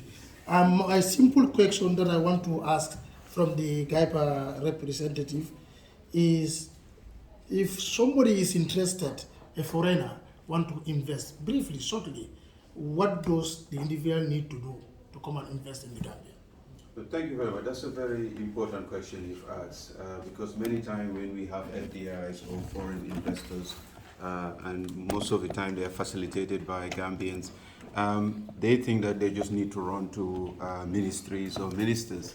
Giepa is purposely created for this as an independent professional institution. And my advice is that any investment interest that you have, let them officially engage the Gambia government through Giepa by submitting an expression of interest letter or a proposal from the onset, and then we can start working that. But many a times it's exploratory, meaning I'm here, I just want to find out what's available, where I can invest. The best place to go is Giepa, because we sit down and then, using our professional expertise, have that conversations with you. Yes, you're welcome in the country here. These are our legislative, these are our investment code and how that relates to your areas of interest. We tell you what the opportunities are, and that's where we try and link your area of interest to the opportunities. And also Giepa is the place where you can have business matching, enterprise to another enterprise, FDI coming in with the local investors. So we're the first port, gateway, and that's the place that you really need to come, because once we sit down, we then put the process, the ball rolling to ensure that that investment actually happens eventually. Thank you very much. Finally, this question will go to way and measures. Is this an institution or a department under the Ministry of Trade? Yes. Can you tell us, please? Yes. Yes. It's a department. It's a department. Good. Reports to the Permanent Secretary, the Directorate of Trade. So this brought us to the end of the meeting. Thank you very much for attending this meeting, really. We will invite you next time, and we can have more discussion on trade. And thank you very much, Giepa. Thank you very much, Gccpc and Tgsb, and of course, Weights and Measures. And thank you very much, the Minister of Trade, for attending this or for answering to our calls. And we will call you next time, at least. We can have more discussions on trade issue. Thank you very much. Can I have someone to move the motion that we adjourn the... So also, we need a summary of the presentation of the Gccpc, Giepa, Tgsb, and their strategic plans. Can we have that? Yeah, we'll do that. I think before we close, we also want to take the opportunity to thank you and the members of the this committee. I think this is a great day for us, and it's also a very important day for us to have this opportunity to interact with your committee. And I think we look forward to have more of this kind of interactions, where that will bring us much closer to each other, and also for us to understand the role of the ministry and also what we can do together. I think that is very, very important. I think one of the challenges that we have as a ministry, this is a very under-resourced ministry, because if you look at the whole entire budget with all these agencies sitting around, it's about 0.9% of the total budget. Which means that our resource envelope from the government is less than 1% of the national budget, which is really very, very small. And we have a lot of initiatives that will really promote development of this country, because few of the challenges that we have includes unemployment, which is very almost at an alarming rate. Unemployment is very high. I think the recent statistics shows that even the poverty has increased because of the high level of unemployment, which is very important. And also looking at trade facilitation as an important instrument for development. At some point, we wanted to bring the National Assembly members of Senegal and that of the Gambia National Assembly so that we can work together. Because this will help us to be able to promote regional integration. Because the best example for any country in ECOWAS to take as a good example for regional integration is how Gambia and Senegal can work together. Because there is no way that this country can develop without, working with Senegal. It's almost impossible. Because our geographical location within Senegal, has a lot of disadvantages for us, as a country. And I think we should do everything possible to ensure that we work together very harmoniously and to promote our mutual development interests. I think that is very, very key.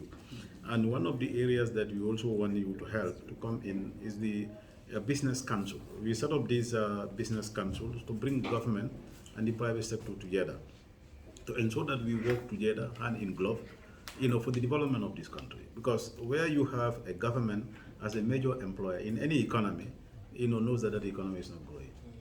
Because the employment should be driven by the private sector, not government. Government should only create the enabling environment. And if you look at what is happening now, the government is still the major employer, which means that we need to improve our business environment so that we can be able to attract more investment and open up our economy. But that's what is going to bring us development. Without that, it's going to be difficult. And this is an area, we set up this council some years ago, and it's on and off. It's like, you go to, it goes to coma, then we try to reactivate it, it goes back to coma. And I think we can work together to reactivate that. Because that brings the business executives and the government. These are ministries that are very, very important in promoting the business climate in this country. We're talking about Ministry of Tourism, Ministry of Finance, Ministry of Lands, and these are very important works, to ensure that we work together with private sector, to create opportunities, for economy to expand. That is very key. And I think that is something that we want you to help us to ensure that we have that done. Because, and one of the areas that government, has been trying to invest in to ensure that we deal with unemployment is skills, to increase the skill sets of Gambians. We have a lot of skill areas that you cannot find Gambians. So people talked about, how do you call it, photocopiers, bakeries. When a bakery breaks down here, you have to get a Senegalese all the way from Senegal to come and repair it. And these are areas that we can build capacity, so that we can be able to deal with these areas as Gambians, and also the employment, our Labour Act. The bill is coming. We're trying to do everything possible to ensure that before the end of the year we have it here, so that Gambians, we can empower Gambians to be able to get into employment. Because investment is about that, to encourage, to create opportunities so that your citizen can be able to get engaged. And this act will really help us to be able to do that. Because currently we don't have a legislation that will ban foreigners from taking certain jobs. Because what it says is expatriate quota give you 20% of your workforce. It can be foreigners, as long as you are going to pay the fee. Look at any business in this country where you calculate 20%. That's true. Which means that it's high, which means the echelon of your business, will be all be foreigners. All what they pay, they go and pay 40,000 or 30,000, something like that. It's very easy for them. they can pay that and get that because you bring your brother, you bring your nephew, you bring your nieces and give them employment. And you are driving in our economy. Then we should get those kind of benefit for the citizen. And these are some of the areas that we want us to work together so that we can be able to create opportunities for the Gambia. The competition area, this is an area because we noticed that the law needs to be revised. The law needs to be so that we can empower them more, so that we can have a more competitive business environment, more competitive investment environment where people will not use their market dominance to be able to suppress others so that they will not be able to flourish. I think this is an area that we are paying attention to, and we want to thank you once again for this opportunity. Thank you. Thank you very much, PS. It's all noted. And the clerk will also go around to share the email addresses with all the presenters. And once again, thank you very much. And I think we can call this meeting closed. And can we have, honorable members, can we have someone to move the motion that we adjourn the meeting till further notice? Let the young commando start. I rise to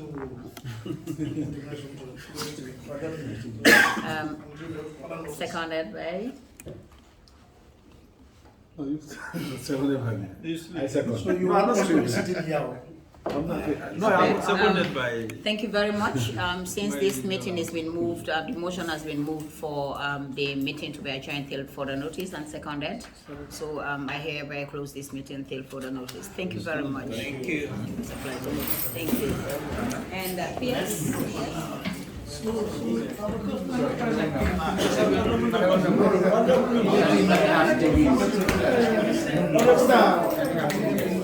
Chief.